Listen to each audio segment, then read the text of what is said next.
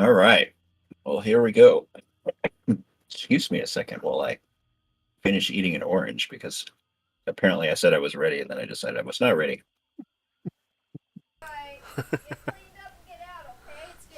We were talking about that and I decided that I needed to get an orange in my belly. So I'm stalling. But I want to welcome everybody. This is our 11th session of the 4th chapter. Yes, it's that big. Of the Red Star Rising campaign title adventure titled The Dreadmist Curse. It's designed by GUI Cube and presented by the Greater Master Beholder Core, where we hope your minds will be opened by wonder and awe and inspiration this evening. You know, guys, we started this little adventure thing we've been doing some 3 years ago now. It was about this time, about 3 years ago. And we all know what's happened over the last 3 years and how the world has changed. But over that 3 years, sometimes we've had to have little pauses because that's what life throws at us. Do you guys realize this is our 50th session? Oh. Wow. Happy anniversary.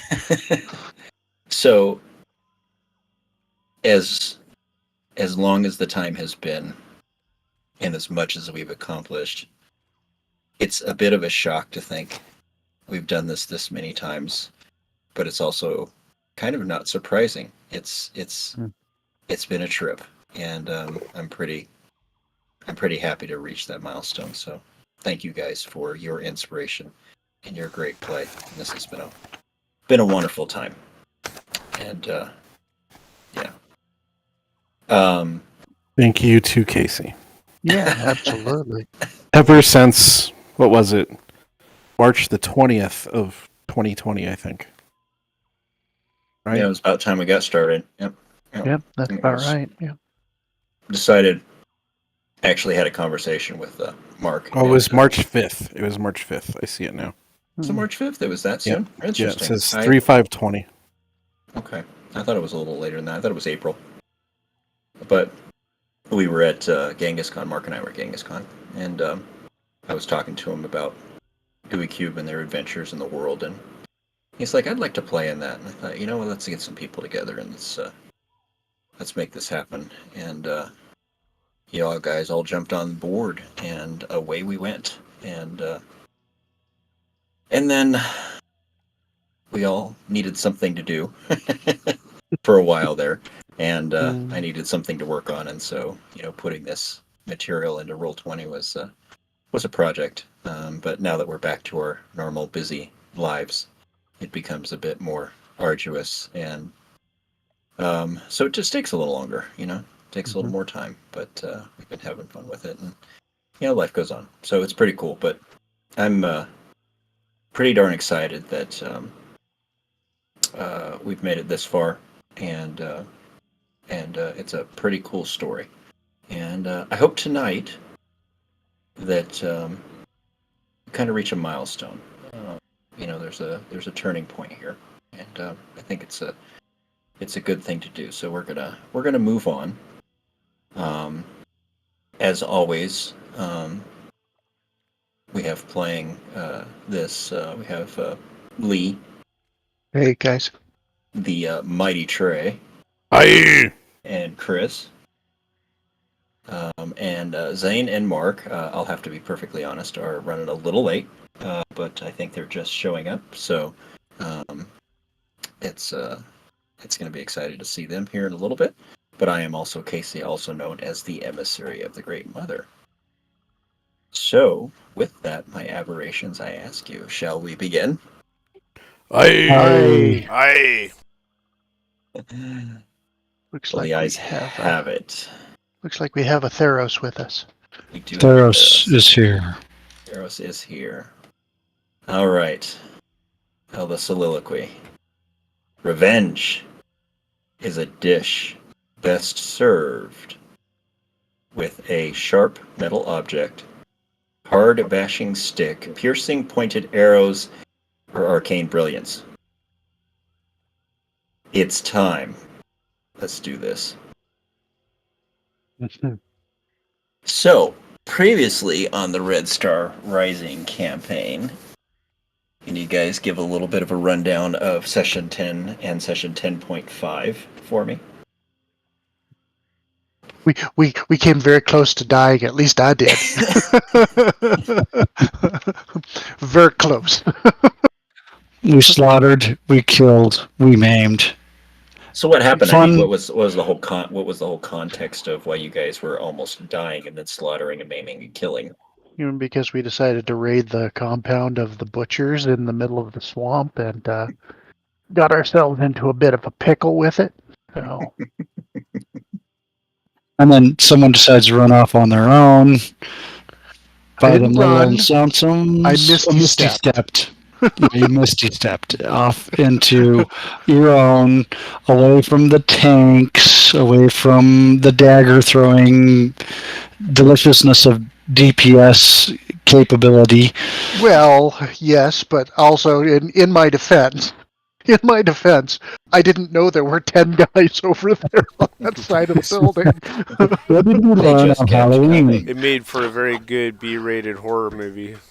Yeah. Well, we learned this lesson, didn't we, on Halloween? Apparently, Don't you split up didn't the learn the party. lesson. Apparently, you didn't learn the lesson, right? But or Oh, that's sure, just some your of them did. or that's just your MO. That's our MO. Yeah. Totally. Yeah. So Yeah. yeah, We split Do up so we something can cover stupid more and then burn ground. everything down. yes. We always split up so we can cover more ground. Yeah. Always.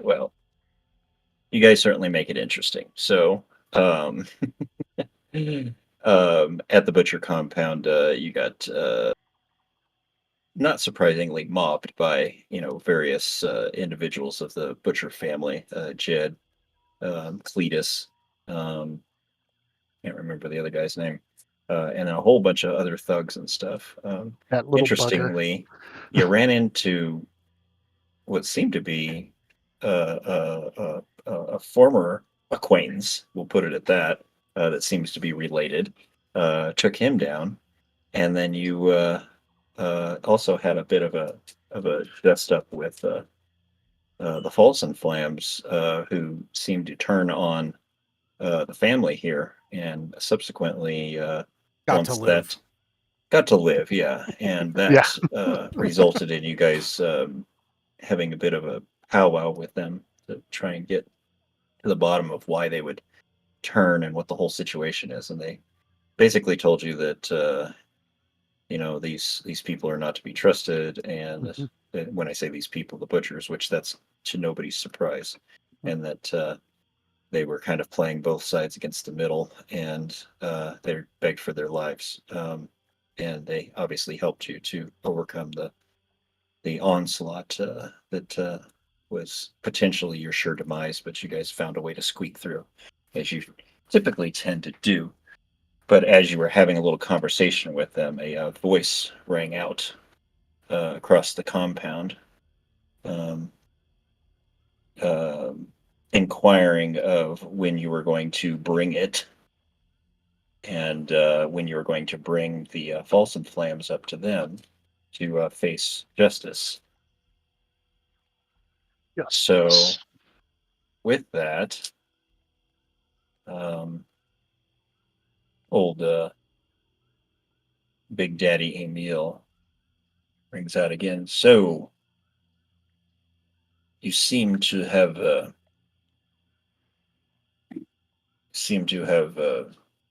survived, and I do say that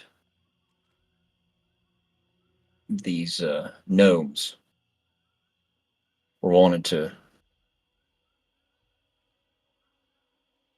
put us against you all, but I think it would be best for y'all if you'd be bringing them up here and we'd be having a conversation. What y'all say to that?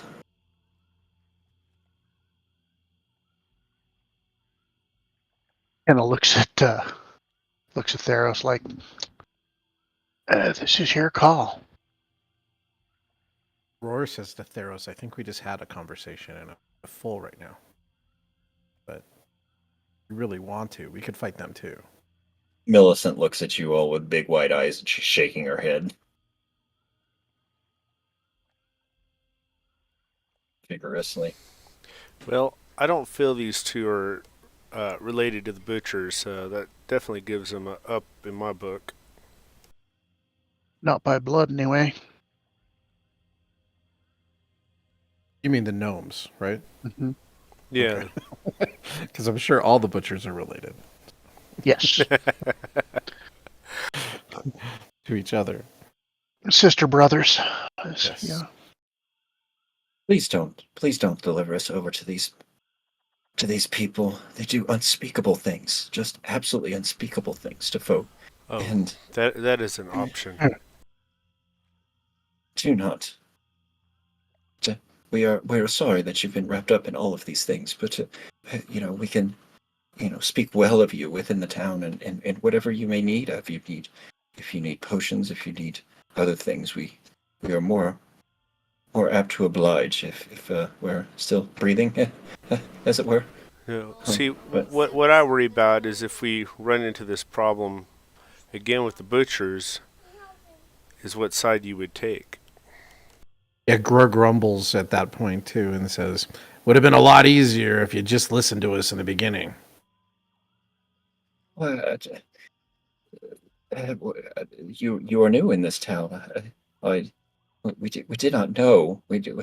There was some fear that I mean, I'm so flabbergasted at this point. I'm not sure what to say. But Millicent. please, we beg of you, please, yes, dear. Millicent, we have been involved with this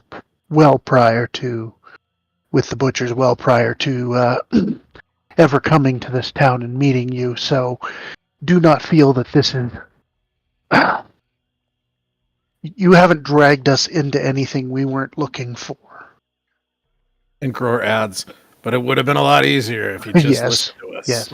Yes, it would have been Gror. But I understand. We don't plan to turn you over. You are so gracious. You are so gracious, my friends. I appreciate your mercy, and I can't say enough about how I am in your debt for your mercy. But these are bad folk. Mhm. I would be careful with them, but also know that they're intelligent, and they may Some be of them are. they may be worth a chat before any slaughter be going on, if you understand what I say. Any information we can get. Yeah, they Just probably helping. have. Are there any Probably. windows in the distillery at all? Yeah, they are, but they're all kind of clouded up and with just ears of the schmutz and stuff that comes off of what's in that, so that you Off of really the can't still. see outside of them. Yeah. It's good that they probably can't see in as much, but that might make us vulnerable too. So we should be. If I were to take my dagger and just do a thin line along the window, can I scrape enough of a line to look out and see what they're doing out there? Where I are think the that windows? you could. The windows are here and here and Okay, here I see it. and I see it. here and here. But that can't be here. one over by the tanks, right? You wouldn't have one in that last spot. There's one over here. Yeah. Really? Yep.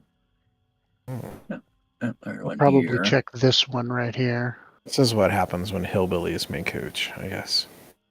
They're hoochbillies. You hear it coming from outside, and it's kind of an echo.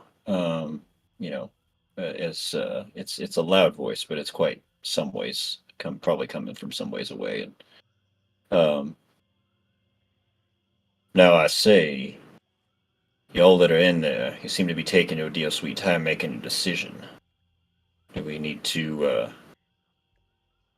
You need to do something about this, or what is it that you want? And as you look out the window there, you see that you see the dead bodies of the carnage of what has happened. Just in the last little bit Moments. before you guys came in. Yes, the Yeah. last few moments. Moments ago. But looking out over the compound, it seems as if the voice is coming from the direction of the house, but from the Big vantage house. point of looking out that window, you don't really have a good image of anything other than the south side of the house. Well, I And think the before porch we is kind of on the east side there. okay, but we think they're talking from the south side of the house, which would be between. It feels like they're coming from the house, but you don't see anything along the south side of the house. You don't see I think an we should. individual who's speaking. So I think we should probably use the blue stone the third time, but it's the only way I can heal. But I'm full. I'm good. I'm mostly good. yeah, it's that I'm a little over half, and Kimber is like a third, if even. Why does Kenna look like her max is 23 hit points? Is that right? That's correct. Yeah. I've spent all my spells, but haven't used the amulet. I was going to at the end That's of what I last was session. saving. Yeah, but we never I got to it. also have 4 spells left that I can use for cure wounds if I need to. Well, the amulet won't heal multiple people at a time, right? It's like one at a time. I believe so. Is that right, Chris? While we're debating our options here, Theros will yell out back out the door, window, however the easiest way to yell back out. Can't a dying man have at least one last drink? See if that'll buy us a little bit of time. We can hope anyway. Or it looks at you like you're crazy. Like, you want to drink that shit? So the amulet has 6 charges, and it's like a healing potion. 1d4 plus 4. Okay. So You definitely need one, so you should take one of those for sure. Or Kenna heal you once. I don't know what Kenna's healing would do, but I'd think getting at least another 10 points for me would be a good idea.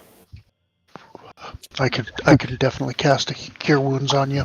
I'm not uncertain that we shouldn't heal Fleegan too. I think that he's a little bit. Can we do a short rest? Can we do you think we can buy enough time to get a short rest in? Short rest is what, an hour?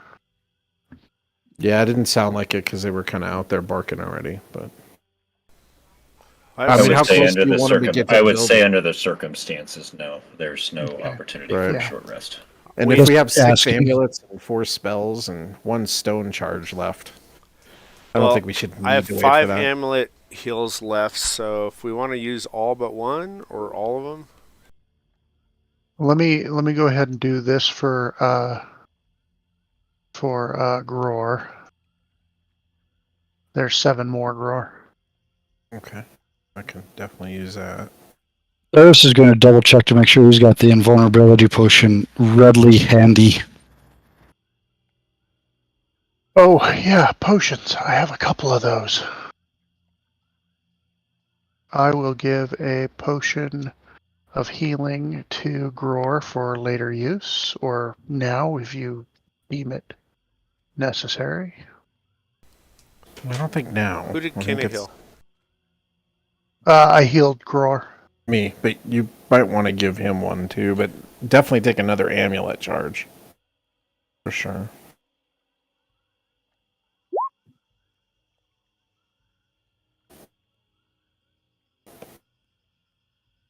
That's a standard healing potion. Yeah, standard healing potion.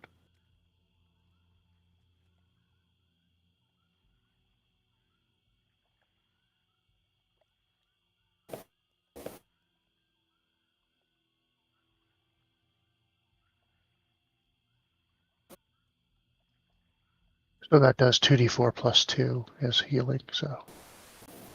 Okay.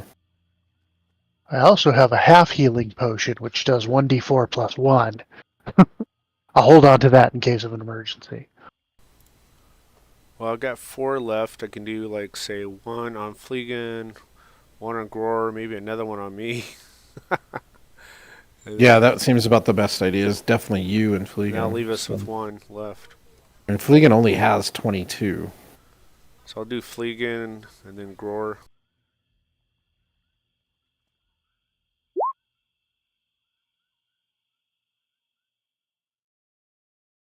And you need to get to at least 30. So there's 7 more for Fleegan, 6 more for Grower. Okay, I'm good for now. Alright, I'll adjust Fleegan's then. That'll put him at 29, so Fleegan's good there, I think.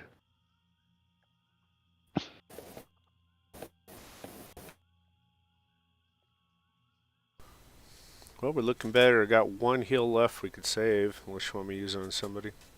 And I've got 3 spells left I can cast, first level spells. Yeah, I left would can cast one so. spell on at least Kimber right now and get him over 30. Because Okay. we don't want to lose him. Yeah, no, absolutely, you're correct. Even if he's out of spells. He's got an amulet. Now, y'all are realizing that you're standing in a building that's basically a giant powder keg. And I would say that, considering where you're at and the circumstances that you're under, you may want to consider coming out here and having a little discussion with us, or we may just have to be forced to take matters into our own hands. I'm just saying. Oh, thanks. Well, I say we go out, let the gnomes find a way out a different direction of the building if they can. Yeah, there's a little back door over here. So you guys hightail it while we're discussing things before it all goes to hell. Roar has to kind of roll his eyes up in his head and throw his head back, and he starts talking to himself, kind of mutteringly. I'm thinking maybe we should keep everybody together, though. I would think the butchers would have the place surrounded by some means. If they can get out on their own, they can get out. If we can't stop the butchers, they're in trouble anyway. They're going to have to completely leave the area. They won't be able to stay here. You don't think an all-out frontal assault with us just coming at them? I think that we should take the advice and go out and have a discussion, but be ready for anything. What kind of information can Gror get from the crone, Casey? I'm sorry, I don't remember what that refers to. Is that one of the ghosts? Yeah. Look at your character sheet. Hang on.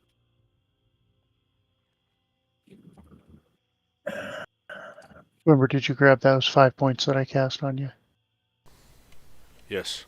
Okay, cool. Making sure. That's my third charge, too. I'll have 1 left for those. Okay, I've got possibly 2 spells left, and I've got 1.5 healing potions. I'm pretty sure if you guys look, I think everybody had at least 1 healing potion on them. I don't know if those got used or not. Well, I gotta refresh. My page went crazy. I think I used one a really long time ago, but I didn't have one until you just gave me that one. Yeah, okay. So I was pretty sure we distributed them. We had quite a few of them, and I was pretty sure we distributed them to everybody.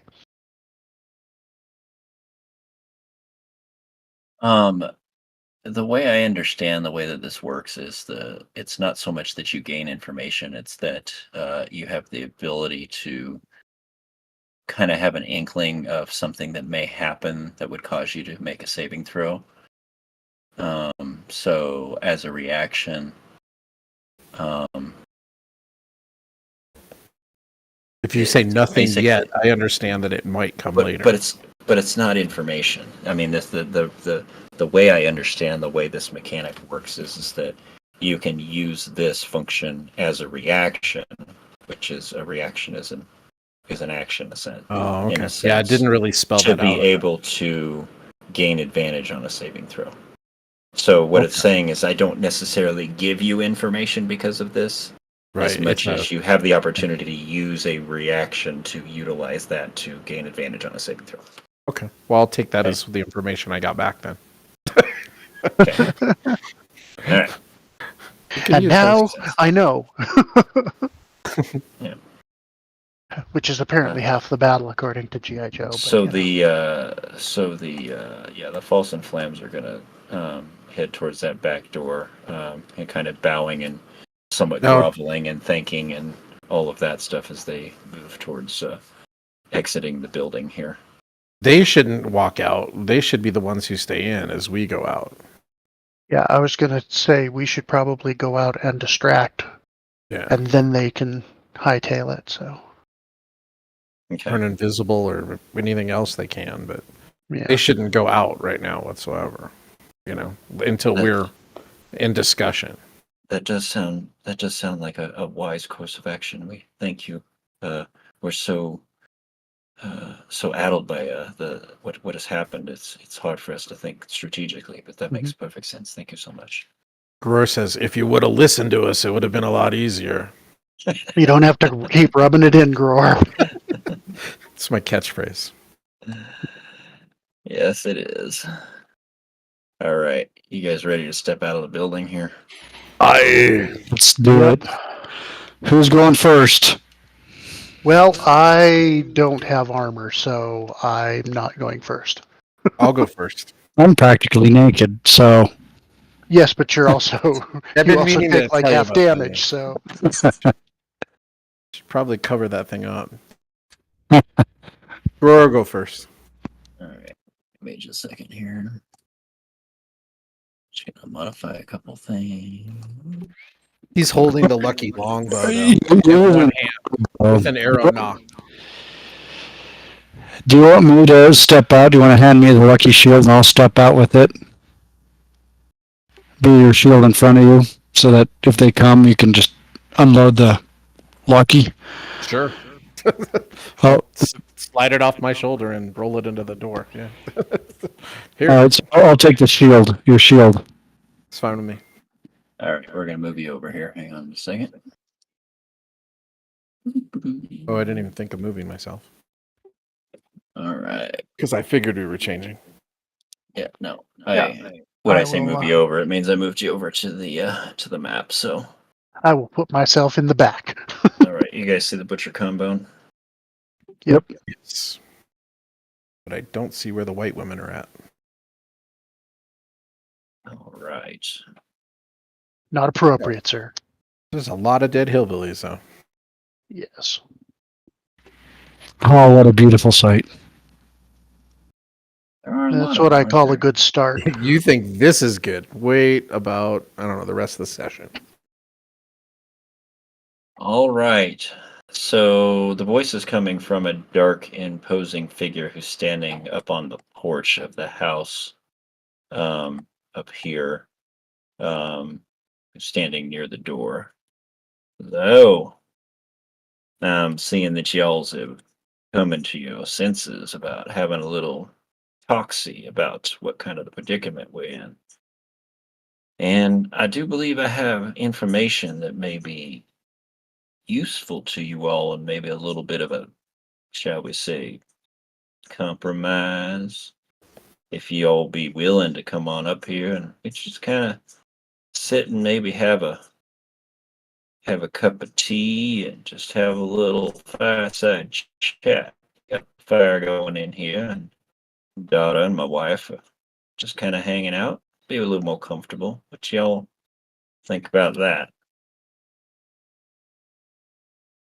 I look to Theros, like, if they've got I whisper if they've got information that we need, then we should talk. But I'm not going to guarantee it won't come down to blows by the end of it. So Gror mutters, if you can tell this is a trap, it'll be a lot easier. yeah, exactly. Oh, if it doesn't come to blows by the end, I'll be disappointed. Kenna, think about how the best way to take him out regardless. invite him to stay outside.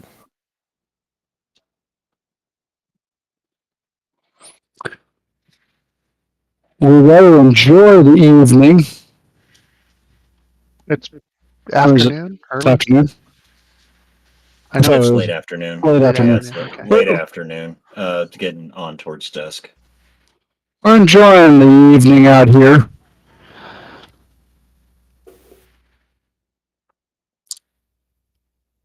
Why don't we stay out here and enjoy the evening? Invite your wife and daughter out and bring the tea. I'm thinking that if you're wanting the information that I have for you, I'm thinking that you don't have a whole lot of room to negotiate the circumstances by which we have a little chat. And I'd much rather be sitting around the fire having a conversation about this in a more, shall we say, intimate setting than out in the middle of, well, you know what kind of things can jump out of the bushes around here. Although you've done a mighty fine job taking care of some of these, well, shall we say, more unsavory individuals within town. And oh, by the way, thank you so much for taking care of the nuisance of my brother Jib. It's been a bit of a thorn in my side of late, and it would have been a little bit messy and a little bit difficult to make that nuisance go away. And you did me a good favor in taking care of that.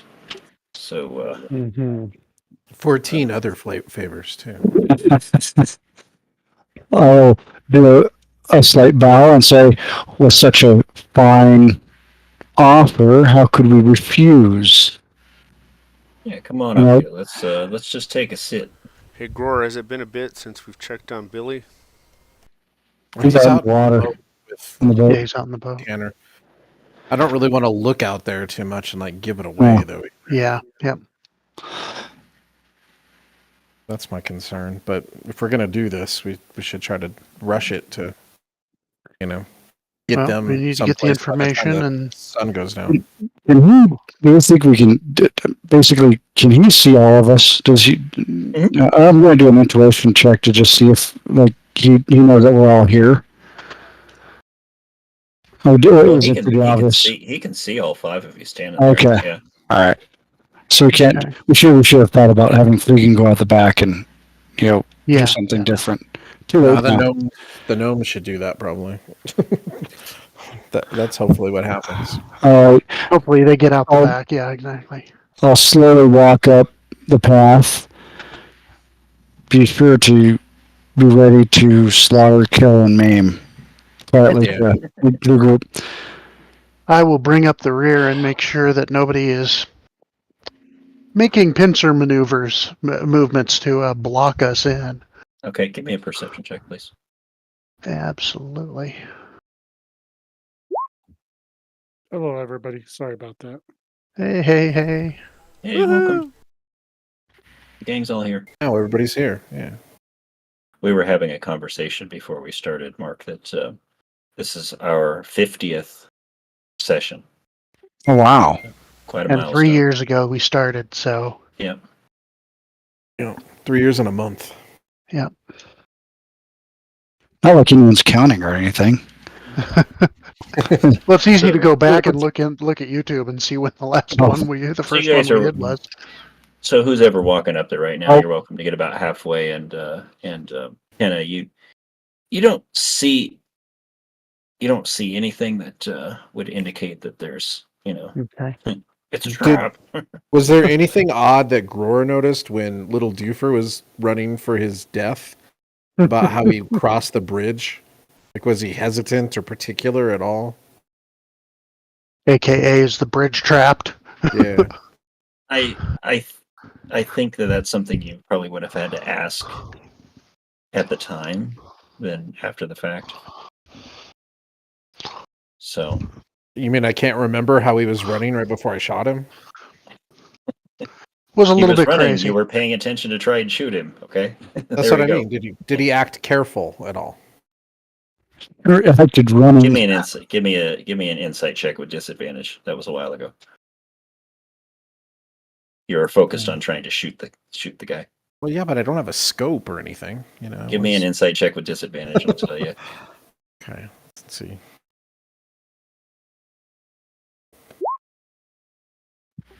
Oh, the disadvantage got you on that one. Yeah, it's you were Is focused on 14 trying. bad? You were focused on 14's not bad. You were focused on trying to shoot him. So, whether or not he was doing something weird across the bridge is You're not sure. unfamiliar to you. You're not sure. Yeah. So, I gotta all stop right. drinking.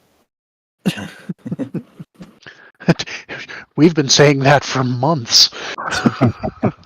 Now, It's the come only on. moment I even remember that happened today, honestly. But Now, can y'all be any slower? Y'all thinking? I can tell what y'all thinking, and I guess maybe I can understand why y'all's thinking that. But I mean, come on. If I wanted to do something to you, I could have done it. Like I said, you were standing in a powder keg a few minutes ago, and I got enough of a means. Doesn't matter if I blow the thing sky high. In fact, it's probably better for me just to get rid of you all. But I done it. And you've all done a favor for me, so I might as well be courteous and return the favor to you. So just come on up here and let's go ahead and sit down and have a little chat. Y'all skittish. As, I will Boogeyman's gonna pretend that jump I'm. out of the bushes and get you or something. I will Hey, pretend I'm confident They and already walk did. forward. I'll split size him up as we get closer to him. Like, how big is he of a guy? How big What of a was that guy is he? monster? What was the Yeah. monster Pretty everybody was skin- scared he's- of we killed? yeah, is Big Daddy ironic or is it fitting? He's very tall. He's skinny. He's very tall. Okay. So So Tall Daddy would have been a better. Yes. Or short. Yeah. Shorts. 40. Yeah, we could tell Yeah. the mayor we killed the thing that killed her dog. well, and again, if y'all worried about old craphead, you took care of him already. So don't worry about that. There ain't nothing left out here. I mean, it's just me and the wife and the daughter at this point. Mm-hmm. I'm thinking to Right. myself, yeah. Okay. Let's see. Multiply by a factor of 3. Okay, there's To the 12th power. All right. I'm I'll still keep going to walking. keep keeping an eye on everything. So There's That's what I'm standing there with the bow, waiting for the others to pass me. With There's at least another- the arrow now. There's another route to the house if you guys don't want to take the direct route. no, this, I'm just going to go the direct route. And of course, I'll be laser focused on him in an intimidating kind of way. I'm paying particular attention to at least where Theros is past the bridge to know. Do you want me to keep moving, Casey? What's that? Do you want me to keep moving, or Oh, sure. half Yeah. No, if okay. you guys are heading up, head on up to the house. Kind Oh, of describe what you're doing as you head on up. I will walk up to the house carefully. I'll have weapons ready. Go ahead, Flea. I'm looking around. Do I see anybody else? Give me a perception check. Casey, due to my illusory blade ability, the sort of speed is completely not there. I can just summon it as part of my ability with that. So Nice. I'm gonna give a dwarven stomp to Little Doofer on my completion of the bridge as well. little doofus. Doofer. That's disgusting. Did you kill him once? Sure, he's not undead. I'm the only one who ever killed him. I think he only dies once. I'm hoping. Yeah, I don't want him to come back. We're hoping he doesn't come back anyway. But that's partially why I'm stomping him too. All right, It usually seems to Theros- keep them dead. Theros, you're not used to people standing up to you. You always tend to see people when you're kind of facing them off. They tend to cower a bit and stuff like that. But he's got an air of confidence and sternness about him. Your intuition immediately can tell that this man's the patriarch of the family and it commands respect. So your perception there, Kimber, Okay. indicates that if there's if there's somebody watching or within sight, you would definitely have seen them. I slapped the mosquito on Fleegan's head. I probably saw that. Yeah, with that. All right. Well, I think you might like what information we have offering you inside. So come on in. Y'all's welcome. And he opens up the door and walks inside the house. I will head in. Right. I'll stop Kenneth from going in first. I'll go in first. What I'm gonna do is I'm gonna gather you all up here, and then You are the head of the group. So Well, I also have 46 hit points. Ahead of the well, flank. yes, but Plus, I actually have advantage on traps. oh, nice. That's part of being danger sense. of course. Seriously. Well, don't start drinking or you'll forget that. We already learned that today. But I am glad I got to stomp little doofer. You like that, don't you? Most of us are glad you got to stomp little doofer. It has a tendency to calm your nerves. It does. It's sort of soothing. All right. So here now, what we're gonna do is we are going to bring you over to the big house. How many stories is this house? It's it looks like it's one story with a fairly high roof, indicating Okay. that there's possibly an upstairs or an attic or something of that sort. And Gror could probably answer, or Theros, I'm sorry, could probably answer that question for you as he steps into the house here. Let me go ahead and describe the inside.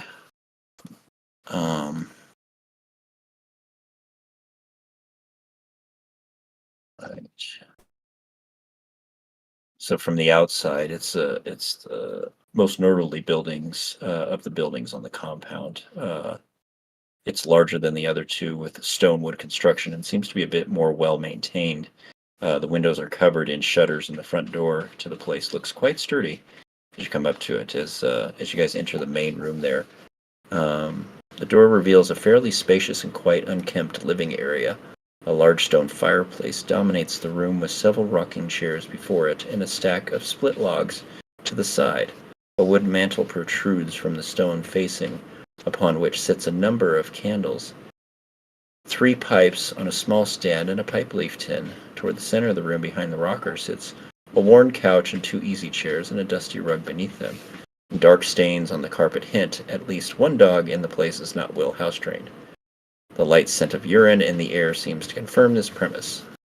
Upon a side table sits a hand keg and 5 pewter mugs, and to the far side of the room a small table and 2 chairs have been fashioned from kegs. Upon the table is a checkers game that appears to be in progress, and set in the north wall are 2 wood doors that likely lead to bedrooms, and a third door in the pack appears to exit to the rear of the house, and there's a ladder that climbs to a shadowy loft above. And you see Emil just sitting down in a nice comfy chair there near the fire that's burning low in the hearth. You have Myra, whom you saw at the chapel with Father Kenlin, sitting in a chair next to him. She's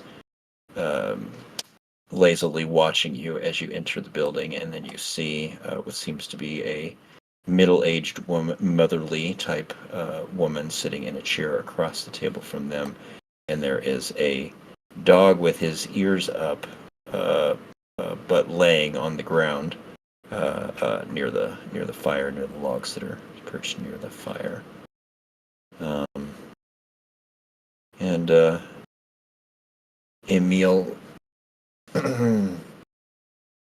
motions you to enter as Theros and Kenna enter into the building. And he says, I see that you all have taken my advice to come and join us for a bit of a discussion about circumstances that may be of interest to you. As I said, you've done a service for me, taking care of my pesky brother, but I do believe that your presence in this town is a bit of a, shall we say, hindrance to, well, the way we like to live our lives within this town.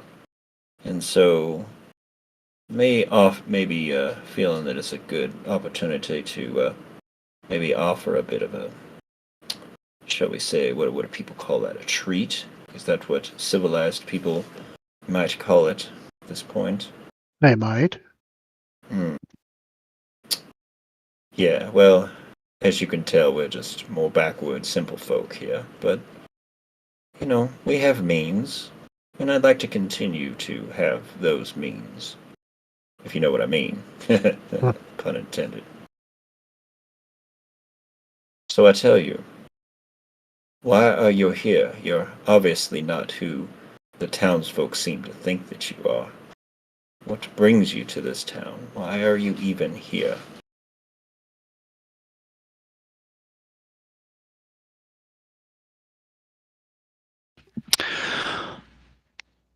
Our business is our business. Well, I think our business is the ongoings in this town, and when there's strangers coming into this town, especially those Shazat such as yourself, you would think that we would be best served knowing this information. Well, what makes us so dangerous? We have nothing to lose because we've lost everything. That is true. You're sure you have lost everything?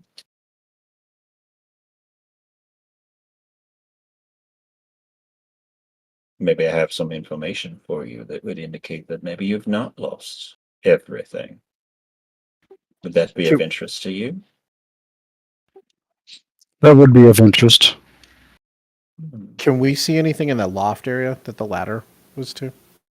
No, the loft area is dark and shadowy up there, and from your vantage point, it doesn't seem as if there's any lights or anything up in the loft area.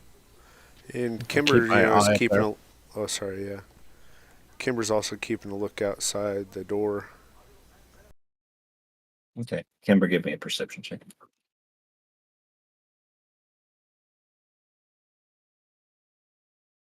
So I ask again. Say, You'll have to forgive us for not necessarily trusting you when your people tried to kill us. On more than one occasion. well, when individuals such as yourselves make a mark upon this town, why would we not want to protect our own? I mean, you would do the same, would you not? Considering who you are and what you've come from. It's not only don't- that, though. It's that you also attack other people in the town just for them not agreeing with who you are. Well, how is that any better for the lives that you all lead? Don't you go and tell me you don't know what your troop stands for, who you really are. Most people in this world don't know it, but I do. So how is that any different than what you all do? We all find a means to protect our own interests. And by the means by which we do those things aren't very dissimilar, are they not? Very dissimilar. Okay, We now didn't come after now. you. Come now. You came Do you after not? us. Do you not work in the shadows? Working in the Did you- shadows is not the same as attacking people in broad daylight. You cannot say that that is not the actions of those that you have grown up with. Spies do these things when it serves their purpose. You've done these things when it served your purpose. You say it's in self-defense. It's all a matter of perspective. Are you going to tell us where our people are or not? Is that what you think I have information for you about? Where your people are? Because that's the only thing we have left.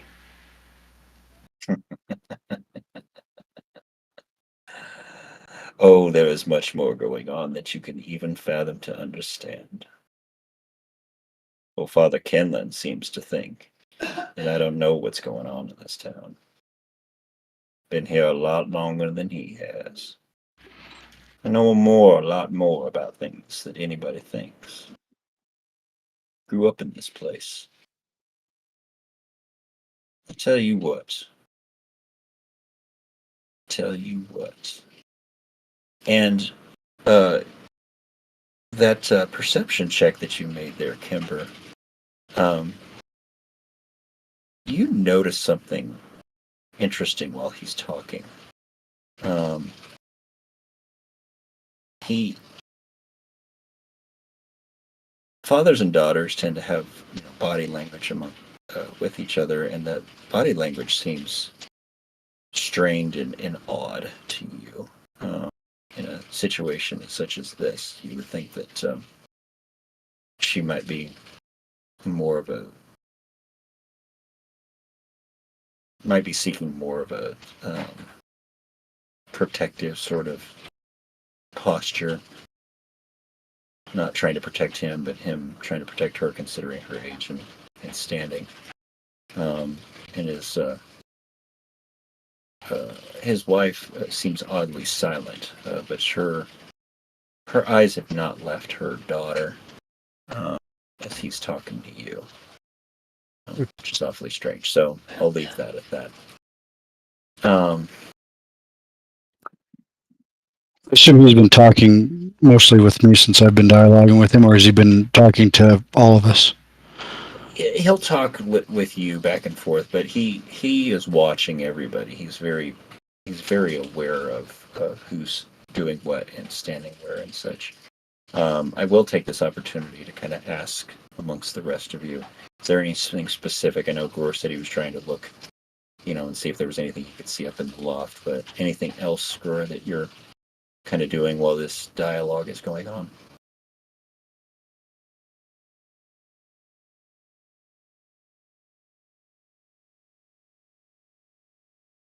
All right, hearing nothing, then how about you, Fleegan? Anything specific that you're doing? Yes, I would like to act like I'm not really part of the conversation as I walk this way, nonchalantly. I come over here and take a look at this checkers board Mm-hmm. and start picking up a handful and start juggling them. Okay, give me an acrobatics check, please.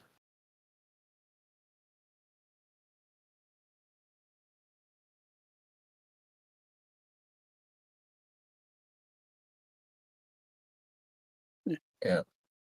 Yeah, you're able to pick up a few of them and start juggling them. And again, Emil is pretty cognizant of everybody in the room and what they're doing, and he I doesn't want to not make notice you, but he doesn't seem to react to what it is that you're doing. I want to make sure I have a good 20 in my hands as I'm doing this. You're 20, like screwing up their game. Well, not and 20, well, I'm not juggling 20, but I maybe want to 5. juggle 3 and have the other rest in my hand. Okay, I'm juggling with one hand. okay, okay. Yeah, we'll do that. You're having to maintain concentration pretty good doing that, but yeah, you're doing that. Okay. All right, Kenna, what are you up to? I am keeping an eye on everyone on their side, obviously. Just basically, I'm sitting in that chair that I'm on. I'm just sitting there, and I'm watching the dog, Emil. Well, I'm watching all 4 of them, keeping an eye on what they're doing, trying to read them. If I can get away with it, it's verbal and somatic, so no, I wouldn't be able to do that. I was going to try to detect magic and see if they, with the ring, and see if they were had any glowy bits, but I wouldn't be able to Mhm. do that without blatantly them knowing. So Okay. All right, so you're just kind of watching what's going on here. ready to react at any moment. All right. Sorry, I was on mute earlier. I didn't even notice it. Grora's just paying attention to the or the loft or the balcony. Mm-hmm. Okay. Okay. All right. Meal says, well, it seems as if you don't understand the context of what I'm trying to say here. And you don't agree with the fact that I consider us similar in scope. And that's okay. We don't have to agree. We can agree to disagree. But I did offer you the opportunity for some information. And I'm a man of my word. So you ask what happened to my people, or to what happened to your people. Well, We know what happened to your people. That's a yeah. I mean, you know what happened to your people. They were slaughtered. I mean, fact of the matter is they were slaughtered. most of them. What was that? How would you know that they were slaughtered? Did you have anything to do with it? Have anything to do with it? Why would I leave my town and go off in the middle of the swamp, off in that wretched, wretched place in the snow, slaughter a bunch of people? What would be the point in that? Is there artwork for this room?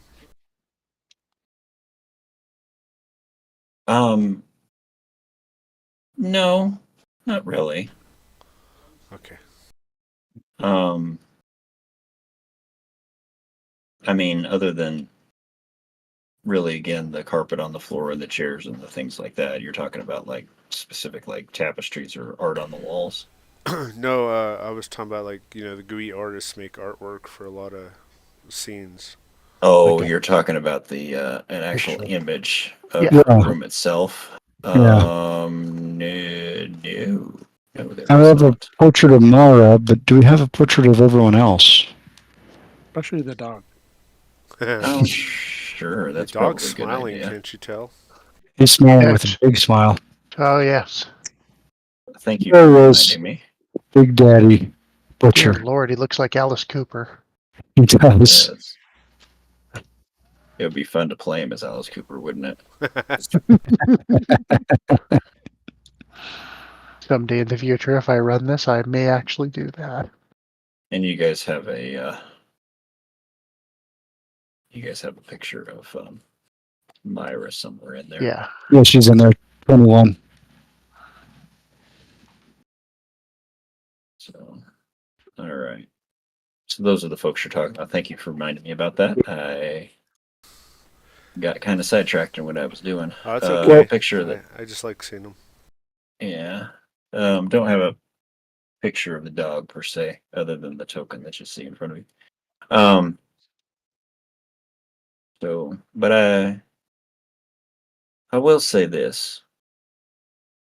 I would like you all to go back to town, go up to your rooms, pack up your things, and just leave us be.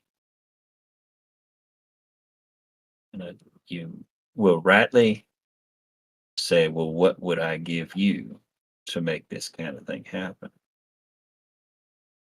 I will say this. Though I did not slaughter your peoples, some of you think, there's much more going on. But we had the opportunity to say, well, maybe acquire some of the spoils, as it were. And so I'll give you something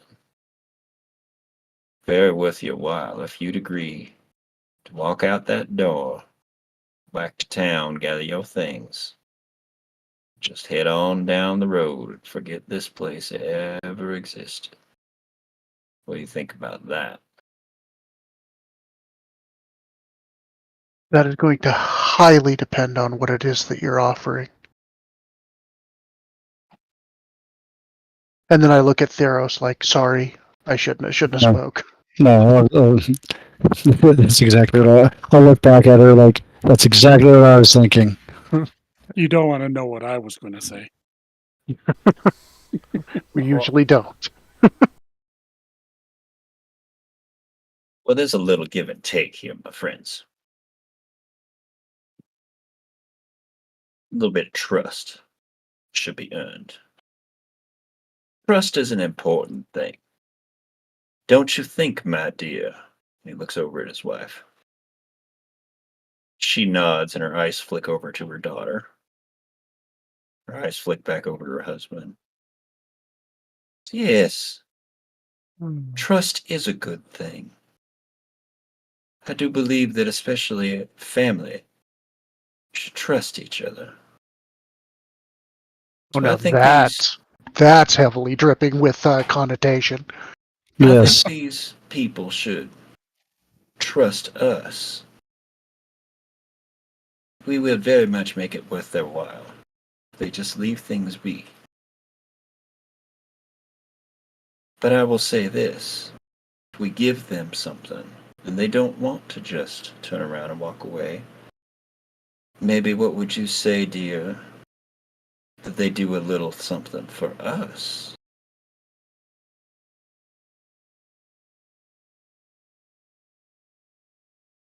He looks at you, or she looks at you all. She being Inquisitive questioning stare. she being Myra or being the mother? The mother. Ethel. Myra hasn't said anything yet. Okay, so Ethel's looking at us. Okay.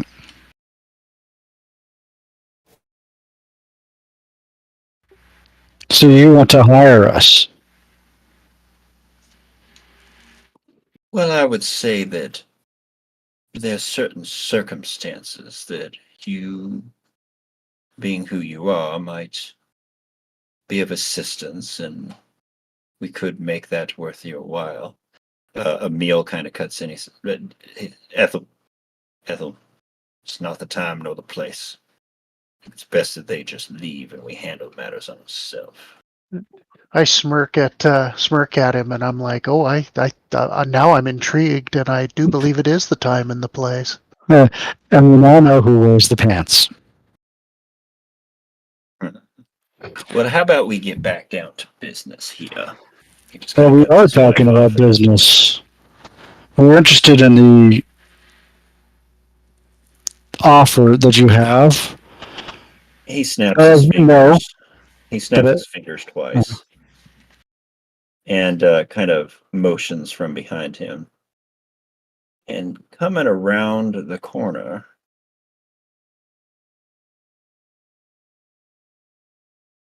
looking quite the worse for wear, and dehydrated, and somewhat unsteady on his feet, followed by, and he's manacled. Oh, followed I by, knew this guy was coming back. And a stench kind Yeah. of enters the room as they come into the room. But he's being led and followed by one filthy Floyd. You see Crendon.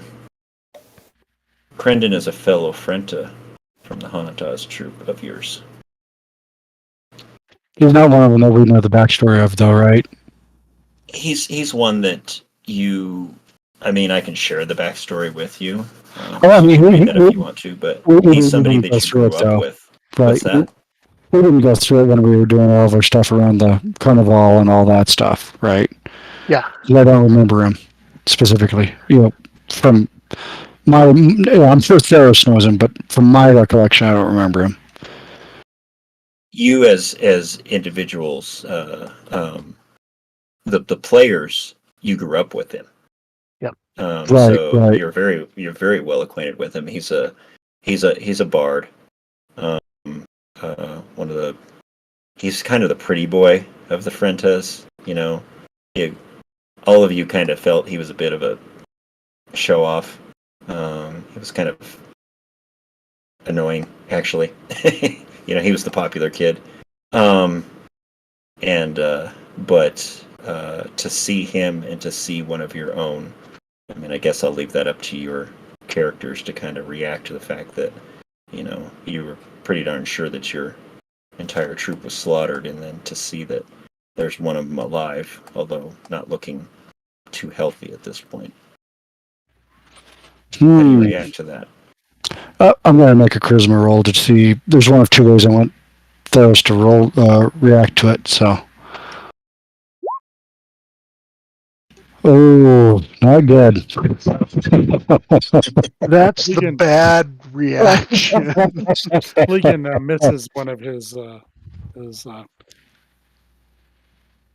of the checkers? yeah.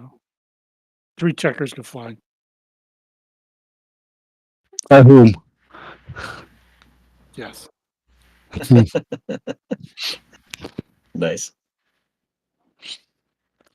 Theros, with that roll, at least it wasn't a nat 1.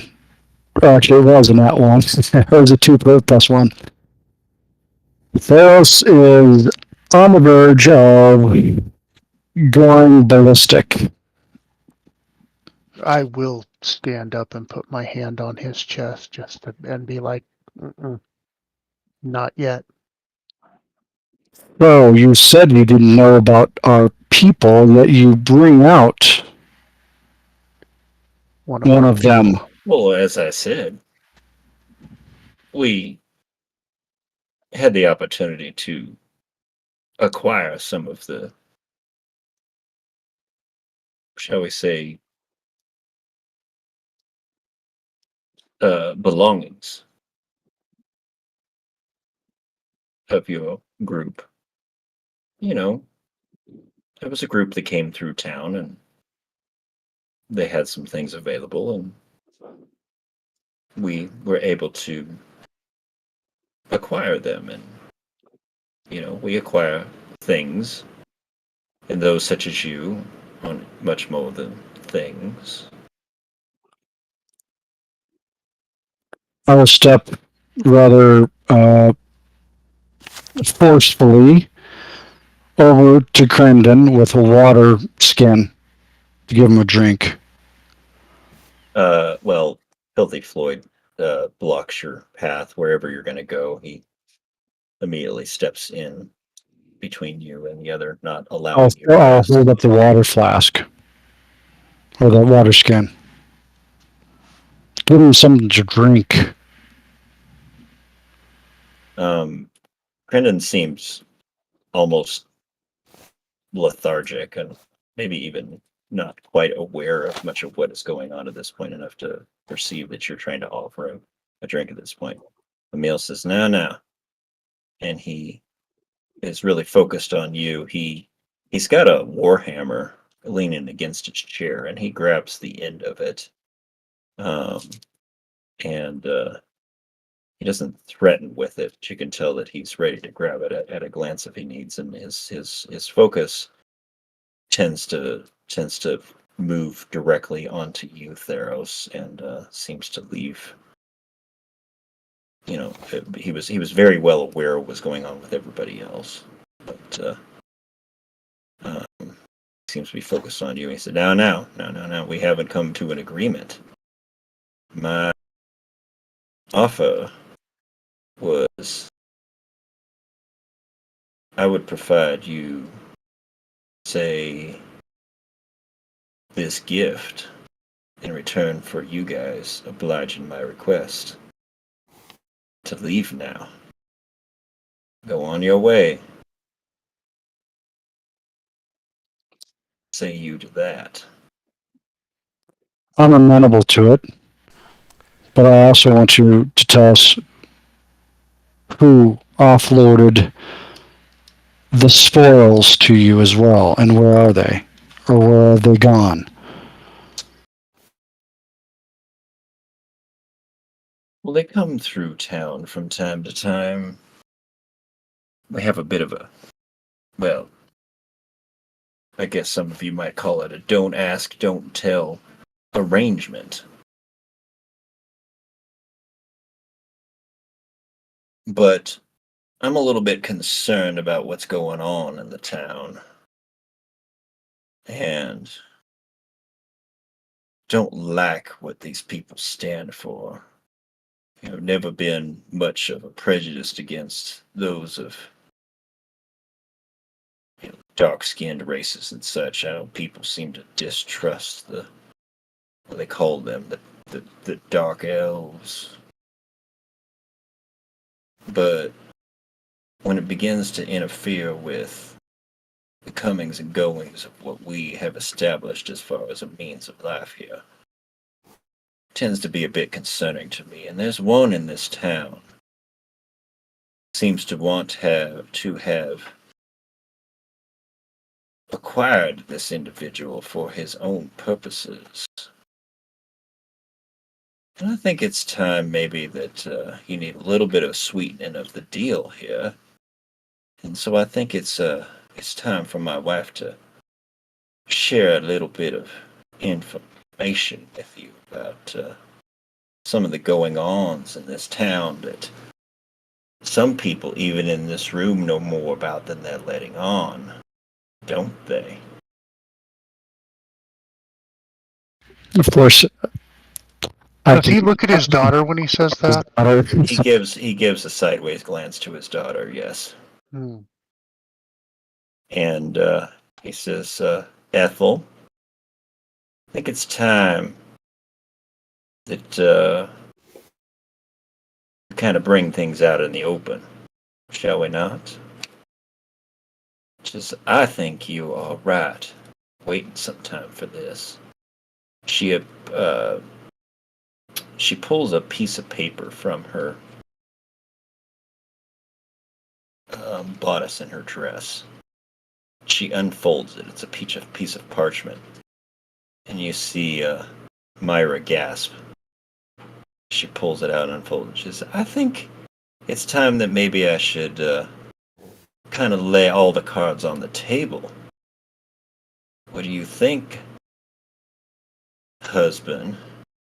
Yeah, let's hear what we have to say. So she begins to read the piece of paper.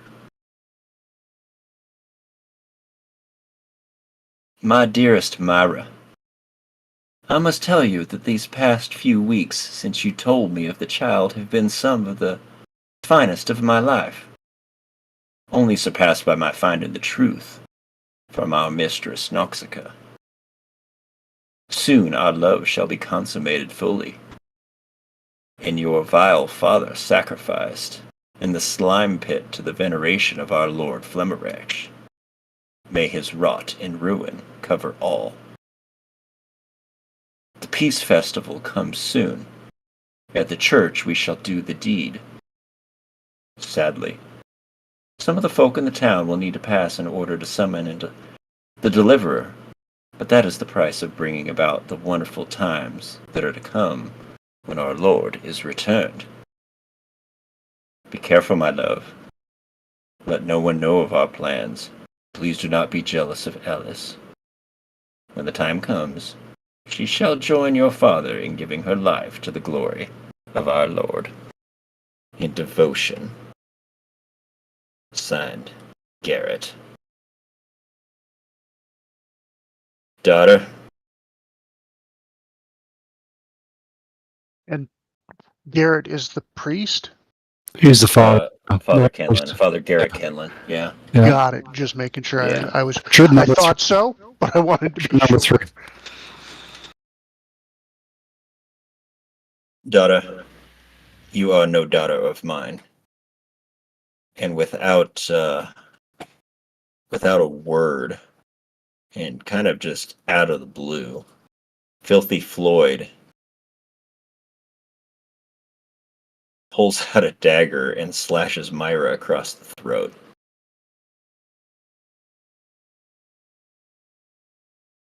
blood just kind of runs down her neck and her chest, staining her dress as she crumples to the floor and just kind of sputters and gurgles as her father watches her with just baleful eyes.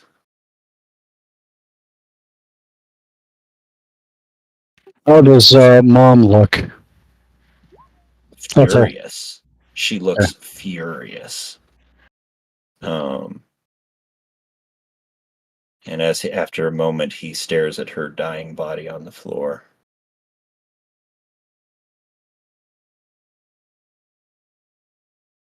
He looks up at you all and he says, "See, I told you we had some information for you all. Old Father Kenlin is not what he seems. It Apparently. seems he's been bringing individuals into this town for some evil purpose. I do not stand for these things, and I do not wish to have these kind of things going on in our town. I do not wish to be challenged for the authority that we enjoy in this town.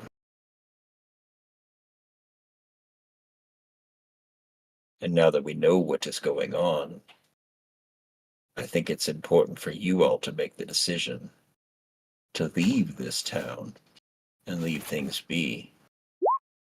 We know that he was going to take this one, as he took some others, and use them for some ritual that sounds heinous and disgusting, and apparently I was going to be used in such a way as well. But I think we have taken care of that problem now. So I ask you again, will you take my offering and leave this place?" We'll take your offer.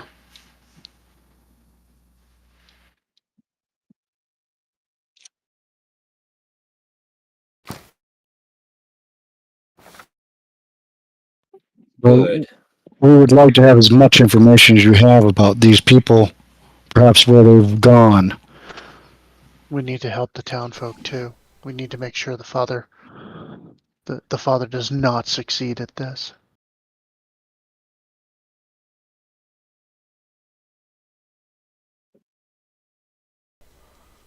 How do we know none of our other people have been passed on to others in town? I'm sorry, say that again? Well, if they have things of ours, perhaps more of our people have been passed on around town. I mean, this swamp town of theirs is so spread out, it's hard to know. They could be around any corner, we wouldn't even know.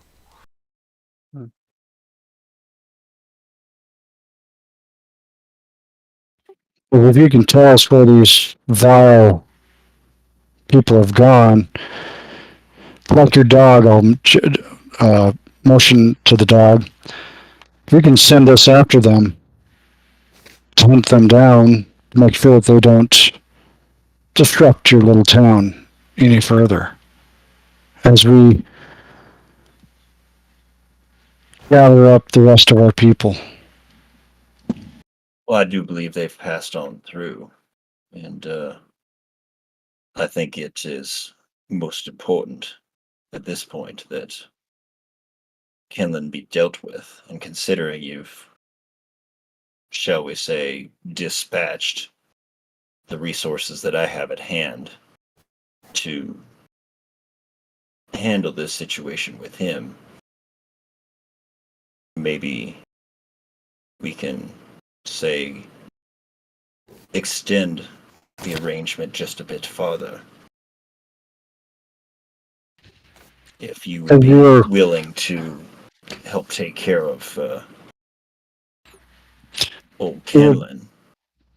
It would appear that we are more aligned than we first originally thought. Well, it seems as such. So now, we will. Our business in this town is now aligned with your business in town. I do agree in this case. I do. And we have no desire to further interfere with your activities once we are able to hunt down, and again I'll look at the dog, gesturing to the dog, hunt down those who have wronged us. We will Well, help you if I you think can help us more. I think what information you're seeking I don't rightly have, and I can be quite honest in saying that I do not know where they might lair or stay, but I do know that they come through from time to time, providing these resources to the father for whatever heinous deeds that he has planned. And I have a feeling that, based upon the missive that we uncovered that our daughter was hiding, that something horrible is either in process or going to be happening here very shortly. And actually, you guys, as he speaks about that, you start hearing the sounds of popping and other things in the distance, and you realize that as you've been having this conversation, it's been going on for quite some time. That the sun has gone down, and the unmistakable popping is that of fireworks going off, which is an indication of the fact that the Peace Festival is likely getting underway. I'll say, Big Daddy, the Peace Festival appears to be happening. We will take care of those who seek to end you. That is our next lead. And we'll take your gift. And we will, once we are able to locate the lead of these vile people who wish to use you as a sacrifice, we'll go after them. For they have wronged us. So any support you can provide us is really your gain. I think that sounds like a most appropriate arrangement. And if I have more information, I would gladly give that to you. But I think at this juncture, it is best for you to shall we say do what you do. As you know, we're very good at it. May I have the missive? I do not want this, dear. And she walks over and she hands it to you. I will shoulder my weapons to illustrate that I'm no longer in a defensive posture. And I will step around, Filthy Floyd, if that's possible, to get Crendon. And as he's doing that, Yeah. I would like to pocket 6 of the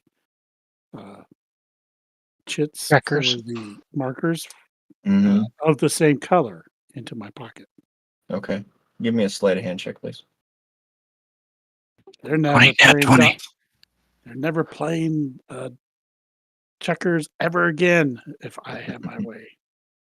Of course. Totally. Come on, nat 20, nat 20. No, Slow. modified 20. 30, 30 20. 20. 30 20. Yep. Yep. All right. You're able to slip those into your pocket. Revenge. One seems to, no one seems to see as it goes. So you're able to, you try and move around Fifthly Floyd. He moves to try and block your path, and Emil reaches out and bids him let you pass, and you're able to pass to gather him.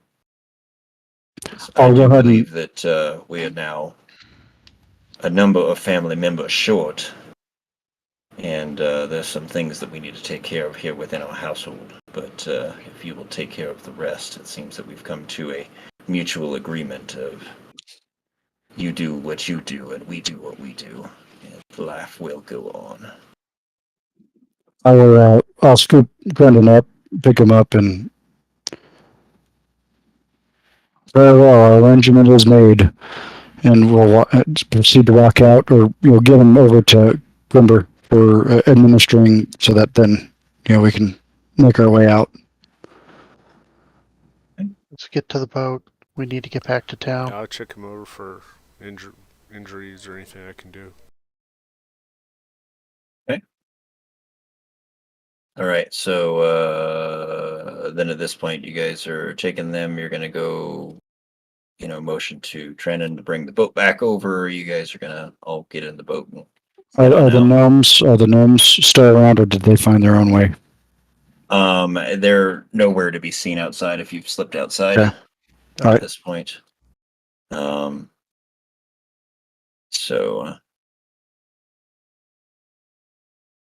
yeah, so that's good. Okay, so you guys are gonna then Are there any other butchers even seen outside? take the parley. No, there are not actually. There are not. So you guys. As we're leaving, I'm gonna, once we're on the boat, I'm gonna, flat out, I'm gonna be like, I do not like this arrangement. I know that the whole saying of the enemy of my enemy is my friend, but my concern is to make sure that the innocent people in that town are not taken advantage of by either of these parties. Arrangements can be altered. They're more like guidelines. Exactly. I have altered the the parameters of Pray I do not arrangement. alter it further. Yeah, Exactly. that's appropriate for today. Yes. All right. All right. So I'm going to gather you all up here, and we're going to kind of move things along here. You guys leave the compound, wondering what in the world they're doing, as they just in cold blood murdered their daughter right in front of your eyes. Though considering the heinous revelation of what's going on, it seemed, I don't know, maybe I'll not look over appropriate, at but Kenna. I'll look over at Kenna. This is the path of least resistance. We'll come back for them. Mm-hmm. For they um, would not treat Crimden appropriately, because obviously he's they didn't even bother to give him water or food or anything. It's very clear that they didn't take care of him either. So I've got a bone to pick with Filthy Floyd anyway. Yeah, we're going to deal with that. But for now, this is an arrangement of convenience for us. Mm-hmm. all right. So I need to do something here. I'm going to take care of this real quick. Something here.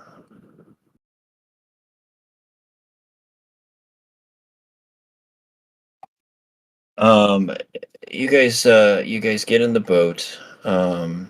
Crendon is just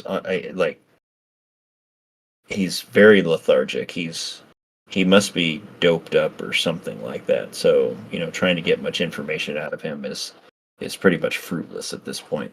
Mm-hmm. I just want to make sure that he's not going to die. No, he's not. He's highly dehydrated. He's very malnourished. He's skinny as can be, and it's more than likely he's been drugged up pretty good. So as you're heading back towards town, more fireworks are going off. Obviously, the Peace Festival is beginning, and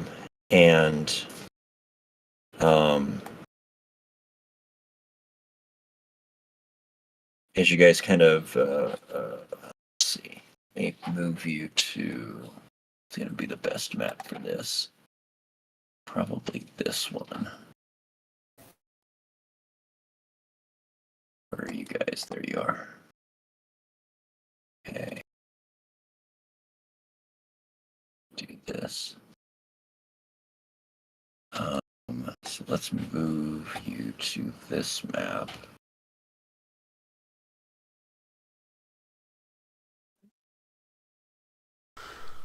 that one. Sure, we're all disappointed we didn't just take him out there, but it's an interesting conversation.